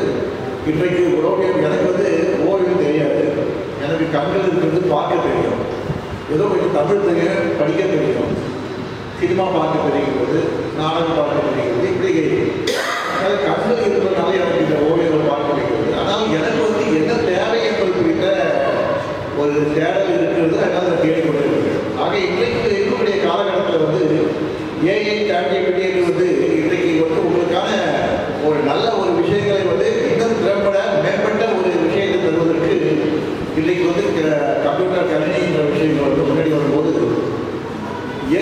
கிரியேட்டிவிட்டியை தாண்டி இந்த ஓவியங்கள் நம்மை இருந்து கொண்டே தான் இருக்கின்றன. ஆக இங்கே எது வந்து நம்மை முன்னிறுத்துகின்றதால் creativity, creative work, creative writing, creativity. இதை வந்து கிரியேட்டிவ் என்பது வந்து இல்லாமல் எந்த ஒரு விஷயமும் வெளியே வர முடியாது. கிரியேட்டிவிட்டி என்பது வந்து ஒரு கதை எழுதுவது மட்டுமே கிரியேட்டிவ் ஆர்டிஸ்ட் கிடையாது, கிரியேட்டிவ் ரைட்டிங் கிடையாது. கிரியேட்டிவிட்டி என்பது ஒரு மனிதர்கிட்ட இருக்கும்போது தான் அவர்கள் எப்படி வெளிப்பட வேண்டியது தீர்மானிக்கிறார்களோ அப்படிப்பட்ட வகையில் அவர்கள் தீர்மானிக்கிறார்களோ தங்களுடைய கருவியாக தாங்கள் சொல்லக்கூடிய விஷயங்களை சொல்வதற்கான ஒரு கருவியாக ஒரு ஓவியத்தை எடுத்துக்கொள்ளலாம், நாடகத்தை எடுத்துக்கொள்ளலாம், சினிமாவை எடுத்துக்கொள்ளலாம், ஒரு கதையை எடுத்துக்கொள்ளலாம், சிறுகதையை எடுத்துக்கொள்ளலாம். ஆக வந்து இந்த கிரியேட்டிவிட்டி என்பதை நாம் எவ்வாறு பார்க்கிறோம், அந்த கிரியேட்டிவிட்டி நாம் வளர்த்தெடுத்துக் கொள்வதற்கு நாம் என்னவாக இருக்க போகிறோம், அதற்கான தகுதியுடன் நம்ம மேம்படுத்திக் கொள்கிறோம். இன்றைக்கு எங்கள் பட்டிங் ஆர்டிஸ்ட் நிறைய பேர் சொன்னீங்க. பட்டிங் ஆர்டிஸ்ட் வந்து நீங்கள் அதாவது ஒரு இடத்தை ஒரு விஸ்வம் போன்ற ஒரு மேலமை மிக்க ஒரு ஓவியராக நீங்கள் ஆக வேண்டும் என்றால் அதை அடைவதற்கு அவருடைய தொடர்ந்த ஒரு பயணம் உண்டு, போராட்டமிக்க ஒரு வாழ்க்கை உண்டு, பின்னணி நிறைய விஷயங்கள் இருக்கிறது. அதையெல்லாம் மீறி வந்து ஒரு பொறுப்புக்கோ ஒரு இடத்துக்கோ நீங்கள் வந்து செல்ல வேண்டும் என்றால் அதற்கு தகுதியானவர்களாக அதற்கு உரியவர்களாக நம்மை நாம் ஆக்கிக் கொள்கிறோமா என்பதுதான் முதல் தீர்மானிக்கிறோம். அந்த வகையில் தான் இந்த கிரியேட்டிவிட்டி என்ற விஷயத்தை வந்து நான் வலியுறுத்தி வருகிறேன். கிரியேட்டிவிட்டி இல்லாமல் வெறுமை வந்து ஒரு இன்ஸ்பிரேஷன் மட்டுமே, ஒரு கூடுதல் மட்டும் அதை பார்த்தோம்னே ஒரு படத்தை பார்த்தோம்னே ஒரு சிறு படம் எடுக்கணும், ஒரு ஓவியத்தை பார்க்கணும், நானும் வரைய பார்க்கலாம், ஒரு எழுத்தை பார்க்கணும், இந்த மாதிரி எழுதலாம் என்பது வந்து போதாது. ஆனால் அடிப்படையில் வந்து உங்களை நீங்கள் எவ்வாறு மேம்படுத்திக் கொள்ள போகிறீர்கள் என்பதை குறித்து நீங்கள் வந்து பார்த்து இங்கே இருக்கக்கூடியவர்கள் குறைவான பேர் தான். அந்த குறைவான பேர்கள் வந்து எங்களுக்கு கவலையே கிடையாது. என்றால் நாங்கள் இங்கே 10 பேரோடு பேசி பழக்கப்பட்டவர்கள் தான். அதனால வந்து ஆகவே இது வந்து எனக்கு நானே பேசிக்கொள்கிறேன். உங்களுக்கு மட்டும் இல்லை, நான் பேசுவதை எனக்கு கேட்டுக்கொண்டிருக்கிறது. நானும் எனக்குள்ளே இந்த வாதம் என்று வரும்போது இந்த வாதம் இல்லாத எந்த ஒரு விஷயமும் முடியாது. விஸ்வாடிக்கடி சொல்லுவார், நான் வந்து நோன் சொல்ல கற்றுக்கணும் சொல்லுவேன். இந்த நோன் சொல்ற கற்றுக்க விஷயத்தை வந்து ரவி நீ சொல்றது எனக்கு ரொம்ப பிடிக்கும், அந்த நோன் சொல்றதுக்கு எனக்கு தெரியணும் அப்படிங்கிறது. அது மாதிரி அந்த கிரியேட்டிவ் ஒர்க்கு, கிரியேட்டிவ் அப்படி இது எழுத்துக்கு மட்டுமல்ல, நீங்கள் வந்து கிரியேட்டிவ் பர்சனாக, ஒரு கிரியேட்டிவ் ஒரு ஹியூமனாக நீங்கள் உங்களை வளர்த்தெடுத்துக் கொள்வதால் உங்களுக்கான ஒரு மேம்பாட்டு மரப்பாட்சியாக எதுவாக இருந்தாலும் சரி, அது வந்து எப்படி உங்களை உருவாக்கி, அதாவது உங்களுக்கான ஒரு இடத்த வந்து தீர்மானம் பண்ணணும். நீங்கள் தொடர்ந்து அந்த வேலையை செஞ்சுட்டே இருக்கணும். ஒரு அங்கீகாரமோ இல்லை ஒரு பணமோ புகழோ வெளிச்சத்துக்கோ நீங்கள் போனீங்கன்னா அதை நிராகரிக்க நீங்கள் தெரிந்து கொள்ள வேண்டும். இந்த புகழ் வெளிச்சம், பாராட்டு, பத்திரம், விருதுகள், பணம், இந்த விஷயங்கள் புறக்கணிக்க நீங்கள் கட்டுப்பட்டால் உங்களால் மாற முடியும். 2வது இன்ஸ்டிடியூஷன், நீங்களே ஒரு நிறுவனமாக இருக்கலாம் அல்லது நிறுவனம் சார்ந்த ஒரு விஷயத்துக்கு நீங்கள் அடிமைப்படலாம். முதலிலே வந்து கட்டுப்படுத்தல் என்பது வந்து இங்கே தான் ஆரம்பிக்கும். நிறுவனம் நீங்கள் வந்து உங்களுக்குள்ளே கோடுகள் போட்டு கொடுத்து அந்த நிறுவனம் நீங்கள் ஒரு தனி நபரும் நிறுவனமாக இருக்கக்கூடிய ஒரு நிறுவனமாக தான் இருக்கும். அதனால் நீங்கள் எந்த வகையான மனிதராக இருக்க விரும்புகிறீர்கள், ஆணாக இருந்தாலும் சரி, பெண்ணாக இருந்தாலும் சரி, நீங்கள் எப்படி இருக்க முடியும் முடிவு செய்ய வேண்டும். 2வது பார்க்கும்போது இன்னைக்கு வந்து இந்த ஓவியங்களை நம்ம பார்த்துட்டே இருக்கோம், சினிமா பார்க்குறோம், நாடகங்கள் பார்க்குறோம், இந்த பத்திரிகைகள் தான் வருது. நாம் எந்த நின்றுட்டு இருக்கோம், எந்த இடத்துல இருக்கோம்? இன்னைக்கு தமிழ்நாட்டில் வந்து தமிழ் எழுத்து, தமிழ் சினிமா, தமிழ் தியேட்டர் அப்படின்னு சொல்லும்போது தமிழ் ஓவியம் என்று ஏதாவது இருக்கிறதா? தமிழ் மொழிக்கு அடையாளம் தேவையில்லை, மொழி என்பது தேவையில்லை. மொழி என்பது இப்போ உலகளாவிய மொழி ஓவியம் சொன்னாங்க. ஆனால் உங்களுக்கு இந்த இன்ஸ்பிரேஷன் சொல்லக்கூடிய இந்த ஓவியத்தை நீங்கள் வடிவமைக்கும் போது, இந்த வண்ணங்களை அவர் தீட்டும் போது, இந்த வண்ணங்களை தருவதற்கான உணர்வு ரீதியாக அவர் எங்கிருந்து பெறுகிறார் என்றால் இந்த மண்ணிலே அவரை பாதிக்கக்கூடிய விஷயங்கள். அவர் என்றால் விஷம் மட்டுமில்லை, யாராக இருந்தாலும் அவருக்கு எப்படி வித்தியாசம் வந்து செகண்ட்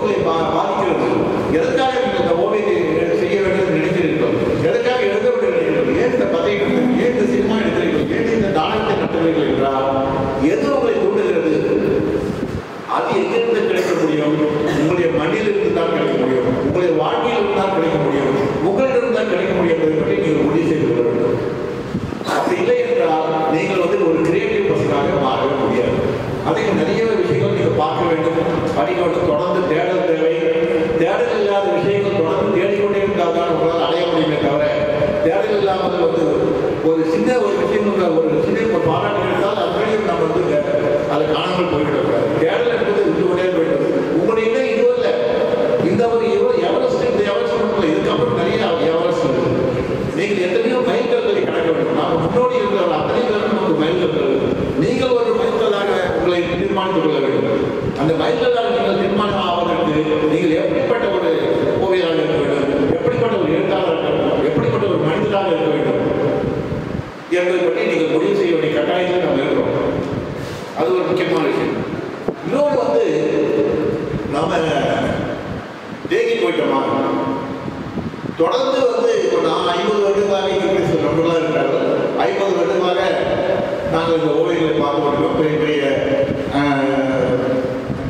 அதாவது 70களிலிருந்து தான் இந்த மூமெண்ட், அதாவது இந்த ஓவியர்களுக்கும் நவீன எழுத்துக்கும் நவீன சினிமாவுக்கும் நவீன நாடகங்களுக்கும் நவீன உணவாகட்டும், நான் சொல்வது எல்லாமே தமிழ் நாட்டை தமிழ் கொடுத்துருக்கோம். ஓவியமாகட்டும் நாம் அப்படியே தான் இருக்கோமா, தேங்கி போயிட்டோமா, எதெல்லாம் நம்ம உடச்சிருக்கோம். கட்டுரைத்தல் வார்த்தையை சொல்லுவாங்க இலக்கியத்தில். அந்த கருத்தில் விளிம்புகளை கட்டுரைத்தல் இந்த மாதிரி விஷயங்கள்லாம் உண்டு. ஆனால் ஓவியத்தில் நீங்கள் என்ன வேலை செய்ய போகிறீர்கள், எதற்கில் தேங்கி நம்ம இல்லைதான். பாண்டிச்சேரி புதுச்சேரியில் பிரெஞ்சு கலாச்சாரத்தும் போது ஆயில் பெயிண்டிங்லாம் வந்தது. அந்த ஆயில் பெயிண்டிங்லாம் காணப்படுது. இன்றைக்கு புதுச்சேரியினுடைய ஓவியர்கள் எந்த ஓவியம் இருக்குமோ அந்த ஓவியங்களை தயார் பண்ணி கொண்டிருக்கிற ஓவியங்களை எங்கிட்டே சொன்னாங்க. ஆக நாம் எங்க தேங்கி போயிட்டோம், என்ன நீங்க கொடுத்து போய்ங்க, நீங்க மக்களுக்கான ஓவியம், இந்த ஓவிய விளைபொருளுக்கான ஓவியம் தர போகிறீங்களா, அல்லது உங்களை தேடி பார்வையாளர்களோ வர வேண்டும் என்று நீங்கள் நினைக்கிறீர்களா? நீங்க தேங்கி போகாமல் இருக்கிறது ஒரே வழி தேடல். நம்ம தேங்கி போய்விட்ட மாதிரி கேள்வியை நீங்க கேட்டுக்கொண்டே இருக்கிறது. தொடர்ந்து நீங்க பல்வேறு ஓவியர்களுடைய பார்வை வேண்டும், நீங்கள் பேசிக்கொண்டே இருக்கிறது பாதிக்க வேண்டும். அப்படி இருந்தால் தான் நாம் நம்முடைய தேடலுடைய விஷயங்கள் நாம் மேற்கொண்டு போவோம். தேங்கி விடாமல் இருக்க வேண்டியது ரொம்ப முக்கியமான விஷயம். ஒரு நவீனமான ஓவியம், நவீனம் சொல்கிறோம். நவீனம் சொல்லும் போது நாம் எதுவாக இருக்கிறோம், எந்த நூற்றாண்டில் நாம் ஆண்டுகிறோம், நம்முடைய குடும்ப வாழ்க்கையிலிருந்து வெளி வாழ்க்கையிலிருந்து உள் வாழ்க்கை வரைக்கும் நாம் எந்த மாதிரியான வாழ்க்கையை வாழ்ந்து கொண்டிருக்கிறோம், எந்த வகையான மனிதர்களாக நாம் இருந்திருக்கிறோம், எந்த நம்பிக்கைகள் சார்ந்து நாம் இயங்கிக் கொண்டிருக்கிறோம். நம்முடைய நம்பிக்கைகள் 13ஆம் நூற்றாண்டிலிருந்து நம்முடைய வாழ்க்கையை, நம்முடைய நடைமுறை பாவனையை மட்டும் 22வது 24வது நூற்றாண்டில் இருந்தால் ரெண்டு வித்தியாசம் இல்லையா? ஆக இந்த விஷயங்களை குறித்து நம்ம பேசணும். ஆக நான் சொல்வதெல்லாம் உங்களுக்கு ஒரு அடையாளம் தேவை என்று சொன்னால், நீங்கள் எங்கிருந்து இந்த மண்ணிலிருந்து வருவது உண்மையானால் உங்களுக்கான அடையாளமாக நீங்கள் இந்த எது உங்களை பாதிக்கிறோ, அது குடும்ப உறவாகட்டும், தனி மனித வாழ்க்கையாகட்டும், சமூக வாழ்க்கையாகட்டும், தமிழ் மண்ணாகட்டும், இது ஏதோ ஒன்று உங்களை பாதித்திருக்கிறது. அது இங்கிருந்து அது வெளிப்படுகிறது. அதை நீங்கள் வெளிப்படுத்தும் போது அதை நீங்கள் ஓவியம் போது ஓவியத்தை பயன்படுத்துகிறீர்கள். ஆக தமிழ் ஓவியம் ஓவியத்திற்கு அடையாளம் கிடையாது, யூனிவர்சல் லாங்குவேஜ் சொன்னாலும் நீங்கள் அடிப்படையில் இந்த மண்ணை சார்ந்தவர்களாக, இந்த தமிழ் உணர்வு சார்ந்தவர்களாக நீங்கள் இருக்க முடியும். ஏன்னா நம்முடைய அடையாளம் என்பது அங்கிருந்தான் குழந்தை. அடுத்ததாக இந்த அப்ஸ்ட்ராக்ட் அப்ஸ்கியூர் விஸ்வத்தை சொல்றது என்ன சொல்லுவாங்க, அப்ஸ்ட்ராக்ட் அது ஆரம்பிச்சிருக்கோம். அதுக்கு முன்னாடி அப்ஸ்ட்ராக்ட் என்பது முதல் ஒவ்வொரு, ஏன்னா ஓவியம் தான் மனிதர்கள் பேச நடந்துருப்பாங்க தெரிஞ்ச விஷயம் ஓவியம் தான், ஓவியம் எல்லாமே. ஆக இன்றைக்கு எப்படி மொழி நம் கைவசப்படும் போது எப்படி சுருங்கி போகிறது, அதாவது ஒரு 10 வரியில் சொல்லக்கூடியது ஒரு வரியில் சொல்ல முடியும், ஒரு வரியில் சொல்லக்கூடியது ஒரு சொல்லாக சொல்ல முடியும்னு சொல்லும் போது ஒரு பெயிண்டிங் ஓவியம் என்பது எப்படி ஒரு போட்டோ அல்ல, ஒரு புகைப்படம் அல்ல ஓவியம். நீங்கள் அது அப்படி எடுத்துக்கொள்ள முடியாது. ஆனால் இதை கொடுக்கும் போது அது ஏன் இந்த வடிவத்தை கை கொள்கிறது, எனக்கு புரியல, என்னால் பார்க்க முடியல அப்படின்னு சொன்னோம்னா அது அவ்வளோ வேலை இல்லை. நம்ம நீங்க உங்களுக்கு கைவசப்பட்டிருக்கிறது, மொழி கைவசப்பட்டிருக்கிறது, ஓவியம் கைவசப்பட்டிருக்கிறது, சினிமா கைவசப்பட்டிருக்கிறது, நாடகம் கைவசப்பட்டிருக்கிறா, நீங்கள் மேற்கொண்டு பயன்படுத்துகிறீர்கள். எதை நோக்கி பயன்படுத்துகிறீர்கள்? உங்களோட சேர்த்து உங்களுடைய பார்வையாளர்களையும் கொடுக்கணும், உங்களுடைய மக்களையும் சேர்த்து கொடுக்கணும். அப்படிதான் உலகம் பூராவும் கான்செப்ட்லாம் இருக்குது. தத்துவங்கள் பூராவுமே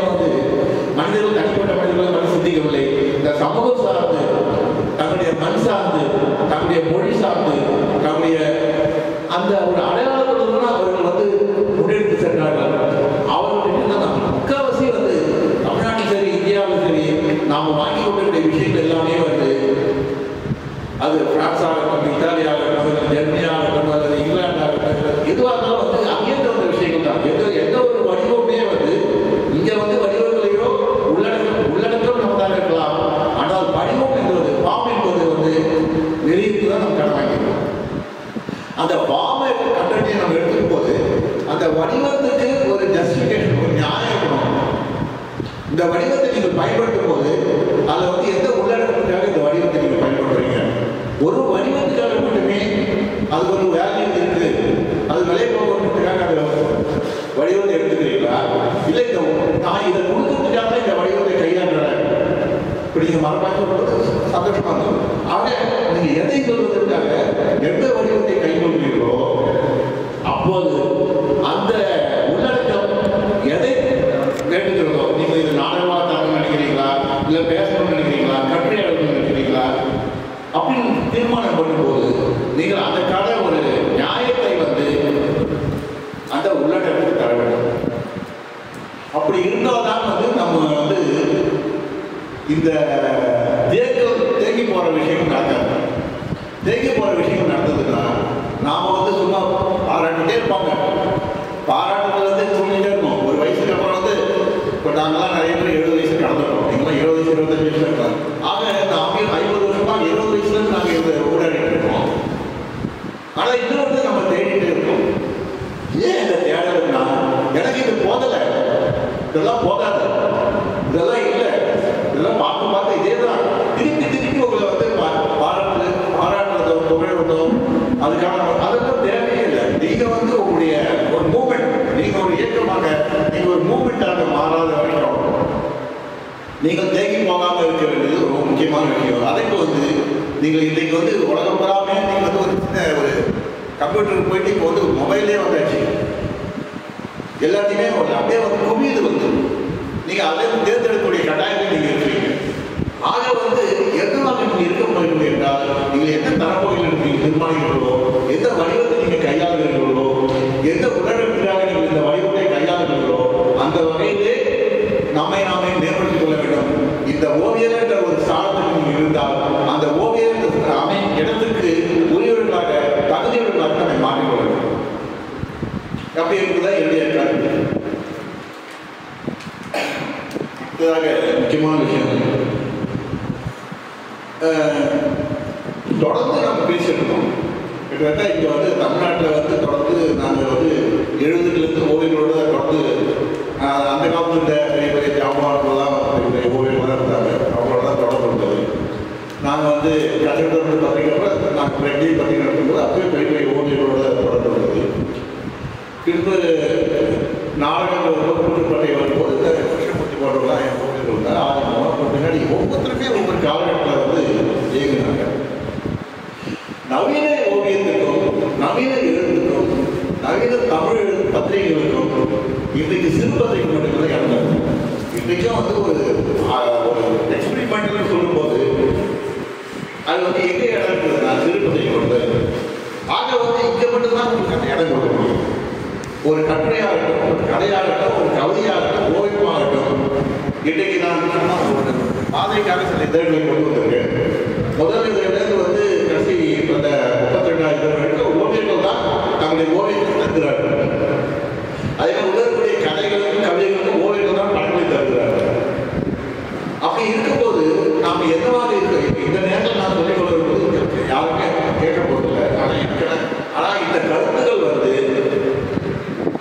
நம்ம வந்து கூட்டங்களை எதிர்பார்க்க வேண்டிய அவசியம் இல்லை. 1000 பேர் ஒருத்தர் போகணும். ஏன்னா நாங்கள் 70களில் நாங்கள் பிறக்கும்போது ஒவ்வொரு சின்ன ஊர்ல இருந்தோம் ஒரு 10 பேர் 20 பேர் பாட்டு எல்லாரும் சென்னைக்கு வந்தாங்க. அதே மாதிரி இன்றைக்கும் வந்து தலைமையை நாங்கள் நடத்தும் போது திரும்பவும் இது படிக்கப்பட வேண்டும். ஒரு எழுத்தாண்மை அடையாளம் காண ஒரு நல்ல வாசகம் தேவை என்று தொடர்ந்து போல ஒரு நல்ல ஓவியத்தை ஒரு ஓவியனை அடையாளம் காண ஓவியத்தை பார்க்கக்கூடிய கண்களுடைய ஒரு பார்வையாளர் தேவை. அந்த பார்வையாளரை எப்படி உருவாக்க போகிறீர்கள்? இது ஒரு மார்க்கெட்டிங் ஸ்ட்ராட்டஜி மாதிரி தான். அதாவது நமக்கான ஒரு இடத்த வந்து விற்கிறதுக்கான இடம் தான் நீங்கள் விற்க முடியாது. உங்களுக்கான ஓவியத்தை பார்க்கறதுக்கான சூழ்நிலைக்கு இல்லைன்னா நீங்கள் ஓவியத்தை தேடி பயணமே இல்லை. இந்த பத்திரிகை யாருமே பத்திரிகை நடத்த அவசியமே இல்லை. எழுத்தாளனே ஒரு எழுத்தாளர் சொல்லக்கூடிய ஒரு வாசகம் தேவை என்றால் ஒரு ஓவியத்தை ஓவியம் சொல்ல ஒரு பார்வையாளர் தேவைப்படுறாங்க. அந்த வகையில வந்து நாம் வந்து இந்த விஷயத்துல வந்து நீங்கள்லாம் வந்து இந்த சிந்தனைகள் நமக்கு நாமே வாழ்ந்து கொண்டு வர வேண்டும். அதுக்கு வந்து எந்த விதமான காம்ப்ரமைஸ் நம்ம வந்து விட்டு கொடுத்துடும். வேண்டாம் சொல்றது நம்ம தயாராக, நோன் சொல்றது தயாராக. அதனால நீங்கள் என்னவாக இருக்கிறது இன்னைக்கு ஓவியர்களாக இன்னைக்கு வந்துக்கூடிய ஒரு 80 ஓவியர்களுடைய படங்களை பார்க்கும்போது ஒவ்வொரு காலகட்டமும் எனக்கு வந்து ஒவ்வொரு காலகட்டத்திலும் அவர்களை கடந்து வந்திருக்கோம், அவர்களை பார்த்துருக்கோம் செய்யும்போது. அவருடைய இளைஞர்களாக இருந்த போது சரி, அது சட்டம் ரிட்டபர் நாயுடு ஆகட்டும், கணிசனாகட்டும், முருகன் ஆகட்டும், அது கடைசியாக இருக்கும்போது ஜேகே ஆகட்டும், விசுவம் ஆகட்டும், திருக்குமார் ஆகட்டும், அதுக்கு அப்புறம் அண்ணாடி தன்னுடைய ஓவியங்களை நம்ம போட்டுருக்கோம்.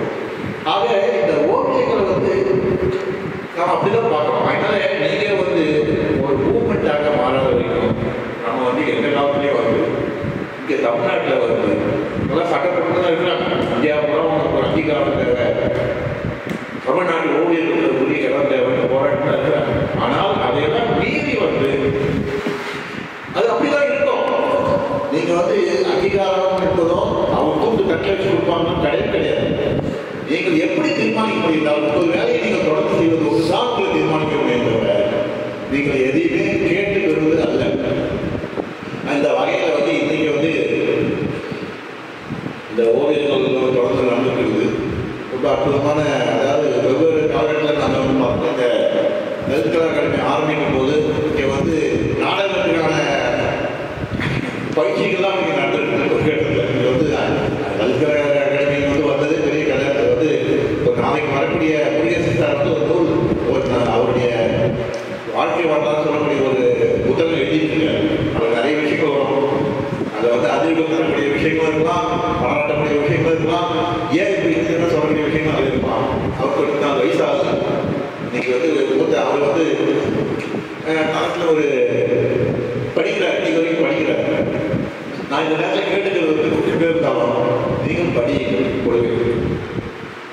உங்களுக்கான சக உலகத்தில் வந்து எப்படி எந்தெந்த போக்குகள் எப்படி இருக்குதுன்னு பாருங்க. உலகத்தில் இருக்க ஓவியங்கள் எந்த மாதிரியான ஓவியங்கள் இன்னைக்கு போய்கிறது, ஓவியர்கள் எதை பற்றி பேசிக் கொண்டிருக்காங்க, எந்த மரத்தை எதுக்காக பயன்படுத்துகிறார்கள், இந்த உள்ளடக்கம் அந்த ஓவியத்தில் ஏன் வந்து கொண்டு வரப்படுகிறது, அவர்கள் எதற்காக போராடுகிறார்களா அல்லது தெரிவிக்கிறார்கள் என்பதை நாம் அறிய வேண்டிய கட்டாயத்தில் இருக்கிறோம். அதனால் நாம் இங்கேயே இருந்தால் மட்டும் போராது. அது புதுச்சேரியாக இருக்கட்டும், சென்னையாக இருக்கட்டும், தமிழ்நாட்டில் இருக்க அத்தனை மாவட்டங்களாக இருக்கட்டும், அந்த இருக்கக்கூடிய ஓவியர்கள் எல்லாம் பிறப்பட்டவர்கள் யாரையும் வந்து. ஆனால் அதெல்லாம் மீறி அடிப்படையில் வந்து மனிதர்களாக இருப்பது ரொம்ப முக்கியம். இந்த மனிதராக இருப்பதற்காக போராட்டத்தில் அப்படியே வந்தால் ஒவ்வொருவரும் ஒரு கருவியை கையாளுகிறோம். நீங்கள் ஓவியத்தை கருவியாக கொண்டிருக்கிறீர்கள், நாங்கள் பத்திரிகை எழுத்தை கருவியாக கொண்டிருக்கிறோம். சினிமாக்காரர்கள் சினிமா. ஆனால் இதில் வணிக நோக்கு என்பதை மீறி கலை, ஆர்ட், லிட்ரேச்சர் வரும்போது அது வந்து பணத்துக்கு அப்பாற்பட்ட விஷயம். பணம் வரும், புகழ் வரும், நிச்சயம் வரும், பாராட்டு வரும், அதெல்லாம் வரட்டுமே. ஆனால் அதை நோக்கி பயன்படாமல் நீங்கள் எப்படி நீங்கள் வந்து ஒரு நண்பர்கள் தான் சொல்லுங்க. இந்த மரத்தில் பைத்தியக்காரர்கள் தமிழ்நாட்டில் இருக்காங்க, அவங்களாம் பேசிட்டு வாழ்க்கைதான். அதனால இந்த தளத்துடைய முதல் விருது வரும்போது நான் வந்து 2013 முதல் விருது வந்தது. அதுக்கு 2 ஆண்டுகளுக்கு முன்பாகவே விஸ்வம் வந்து எங்களுக்குள்ள வந்தார்.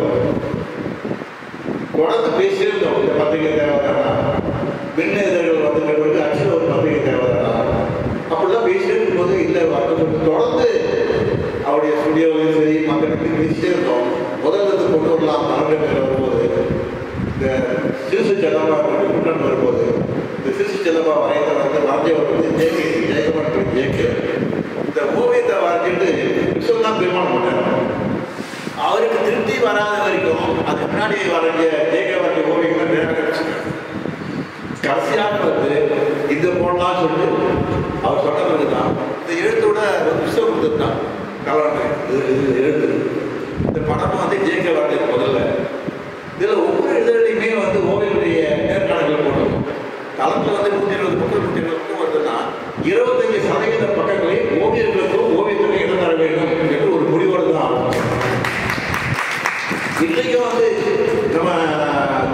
சொல்றோம். நான் இப்போ கூட சொல்றேன், நீங்க ஒரு சிறுகதை எழுதுவதோ கவிதை எழுதுவதோ நீங்கள் வந்து ஒரு 5 பக்கம் ஓவியம் நாங்கள் வரைந்து கொடுக்கிறோம். அந்த ஓவியங்களை நாங்கள் 5 பக்கம் போனதாக இதுக்கு எந்த ஒரு பணம் கிடையாது. ஆனால் முதல் இருந்தது இந்த இது வரைக்கும் நாங்கள் வந்து தரமான ஒரு காகித பேப்பரில் யூஸ் பண்ணுறோம். அச்சு அதுக்கான செலவு ஒவ்வொரு இதழ் வந்து 1000 இதழ்கள் தான் வருது. 1,00,000 80,000 90,000 ரூபாய் செலவாகும் ஒரு இதழ். ஆனால் இந்த பணத்தை வந்து நான் மட்டுமே போடுறேன். நம்முடைய நண்பர்கள் கொடுத்து விஸ்வம் வந்து கொஞ்சம் ஒரு 100 ஓவியம் தான் சத்தா வாங்கி கொடுத்துருப்பேன். ஆனால் 2வது வருஷம் ரெடி பண்ணுறது தான் கிடையாது. அது விஷயம் தமிழ்நாட்டில். ஆக இந்த முதலீடுகளிலிருந்து இன்னைக்கு கடைசியாக வந்து சென்னையில் வந்து நடேஷ் காலமான நடேஷனுடைய ஓவியத்தை போட்டு ஒவ்வொரு இதையும் போட்டுருக்கோம். ஒவ்வொரு ஓவியமும் வந்து நம்முடைய இந்த தலைவர் பத்திரிகை வந்து இன்னைக்கு வந்து தலைவர் வந்து கவிதைகளுக்கோ கலைகளுக்கோ நம்ம ஓவியம் கம்யூனிகேஷன் எடுப்பது கிடையாது. ஓவியங்களுக்கு தெரியாமல் எடுப்பது கிடையாது. ஒவ்வொரு ஓவியம் ஒப்புதல் வாங்கி அதனால நீங்கள் வந்து வெளியே வர வேண்டும். நமக்கான இடத்தை நாம் தீர்மானிக்க வேண்டும். அதற்கு உரிமையாக நம்ம மேம்படுத்திக் கொள்ள வேண்டும். உங்களுடைய தேடல் அதிகமாக வேண்டும். அதற்கான அறிவு தேடல் நமக்கு தேவை. எல்லாருக்கும் மேலாக நாம் ஒரு ஹியூமனாக இருக்க வேண்டும். மனிதர்களாக இருப்பதாக நம்ம முக்கியத்துவம் கூறி வாய்ப்பளித்த இந்த அறிஞர்கள் சொல்வதற்கு நன்றி, வணக்கம். என்னுடைய கண்காட்சி வைக்கணும்னு முடிவு பண்ணேன். அப்புறம் நண்பர்களுடைய அப்போ நம்மளிடம் இருந்து நூல் இருந்த நம்ம மூக்கையாவுடைய ஓவியங்கள் இருக்குது, இதை நம்ம வைக்கணும்னு சொல்லி நான் வந்து திரும்ப பண்ணேன். டெல்லி போயிட்டு வந்து அங்கே ஒரு கண்காட்சியில் முடிச்சுட்டு வரணும்னு அதை பண்ணிட்டேன்.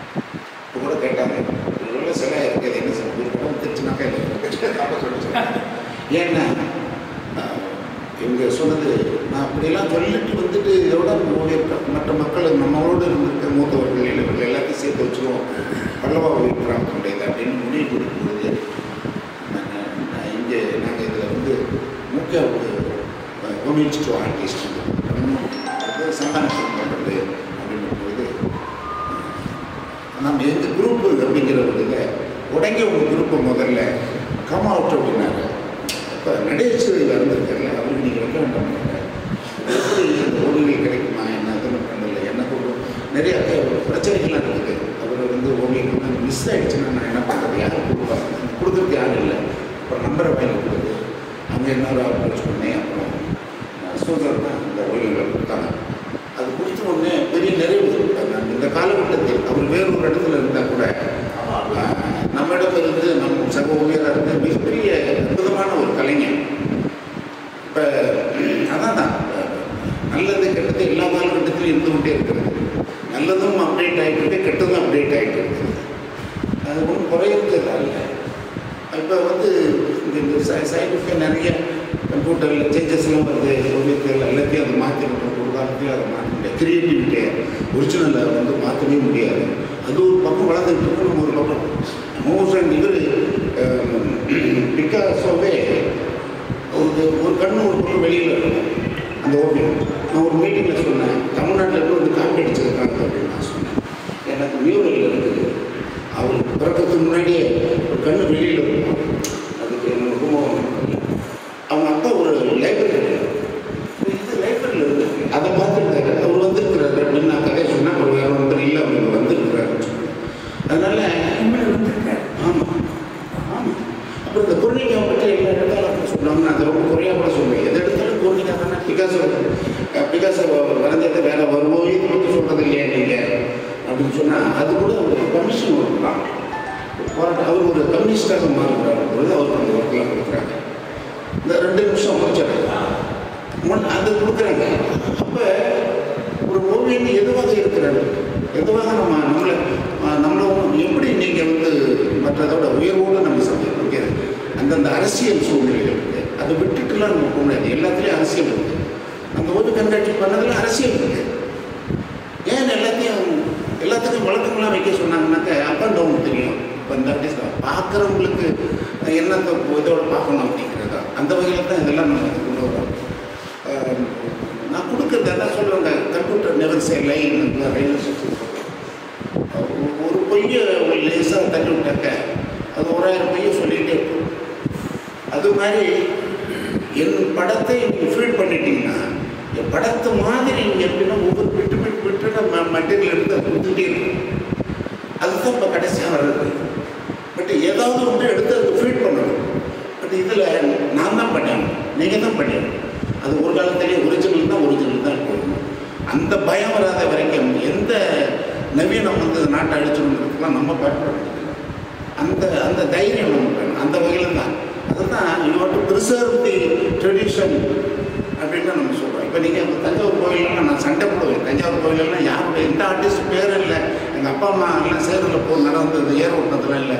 வை ஷுட் ஐ அப்ரிஷியேட் அப்படின்னு சொல்லிட்டு பிறகு இந்த மேதைகளை எல்லாம் நம்ம பேசும்பொழுது we have to respect the tradition. அது பட்டுக்கு அது இருக்கும். அதுதான் மிஸ்டர் ஜெயலலிதா சொல்லுவாங்க, you allow that, you preserve, you create. நம்ம மரபுகள் அது. அதை பார்த்தோம்னா தான் அரசர்களுடைய வாழ்க்கை வரலாறு வந்திருக்க, மக்களுடைய வாழ்க்கை வரையில அப்படிங்கிறது தெரியுது நமக்கு. இப்போ நான் ஒரு படத்தை போட்டு என் பேர் போட்டு அந்த என்னுடைய ஓவியம் சொல்லி நம்ம இப்போ ரவிவர்மா காலத்தில் வேறு எந்த ஓவியமே இல்லையா? ரவிவர்மா மட்டும்தானே தெரிஞ்சாரு. அப்போ அவர் பண்ண வர்ணத்தில் தான் பண்ணார். அந்த காலத்தில் தலையில் பிறந்தவன் காலில் பிறந்தவனாவும் நிறைய வர்ணம் இருந்ததில்ல. ஒரு வர்ணத்துலேயும் வேறு வர்ணம் பிறந்தீங்க. இதையும் பேசப்படல. எல்லா இடத்துலையும் இந்த முறையில் இருந்துகிட்டே இருக்குது. அதனால இட்ஸ் மீடியா லைக் தட். தமிழ்நாட்டுடைய அரசியல் சினிமாவிலிருந்து அந்த அரசியல், சினிமாவிலிருந்து அந்த அரசியல். அதை தாண்டி மார்க்சும் ஏங்கிள்ஸும் படிச்சுட்டு வந்திருக்க அரசியல் தான் இருக்குது. அது கொஞ்சம் பேர் தான் அப்படி தான் இருப்பாங்க. புத்திசாலிகள் 100 பேருனாக்க 1000 பேர் முட்டாள்கள் இருக்க செய்வாங்க. அதுக்காக ஐயோ நம்ம கொஞ்சமாக தானே இருக்கிறோம் சொல்கிறது மாதிரி தமிழ்நாட்டில் சொல்ல கூட்டம் இல்லைன்னு, கூட்டம் வரலன்னா தம்பி நீங்களும் நான் பேசிட்டு இருக்கோம். விழா வருகிற போது அவர்கள் வருவார்கள், நீங்கள் வந்தால் விழா வருவோம் அப்படிங்கிறதா. நீங்கள் வந்து தான் அந்த விழா. நம்மளாம் திரும்ப கொண்டு போடுவோம், இந்த மாதிரி விஷயத்தையும் பேசுவோம், படம் பண்ணுவோம். அவ்வளோதான். நன்றி, வணக்கம்.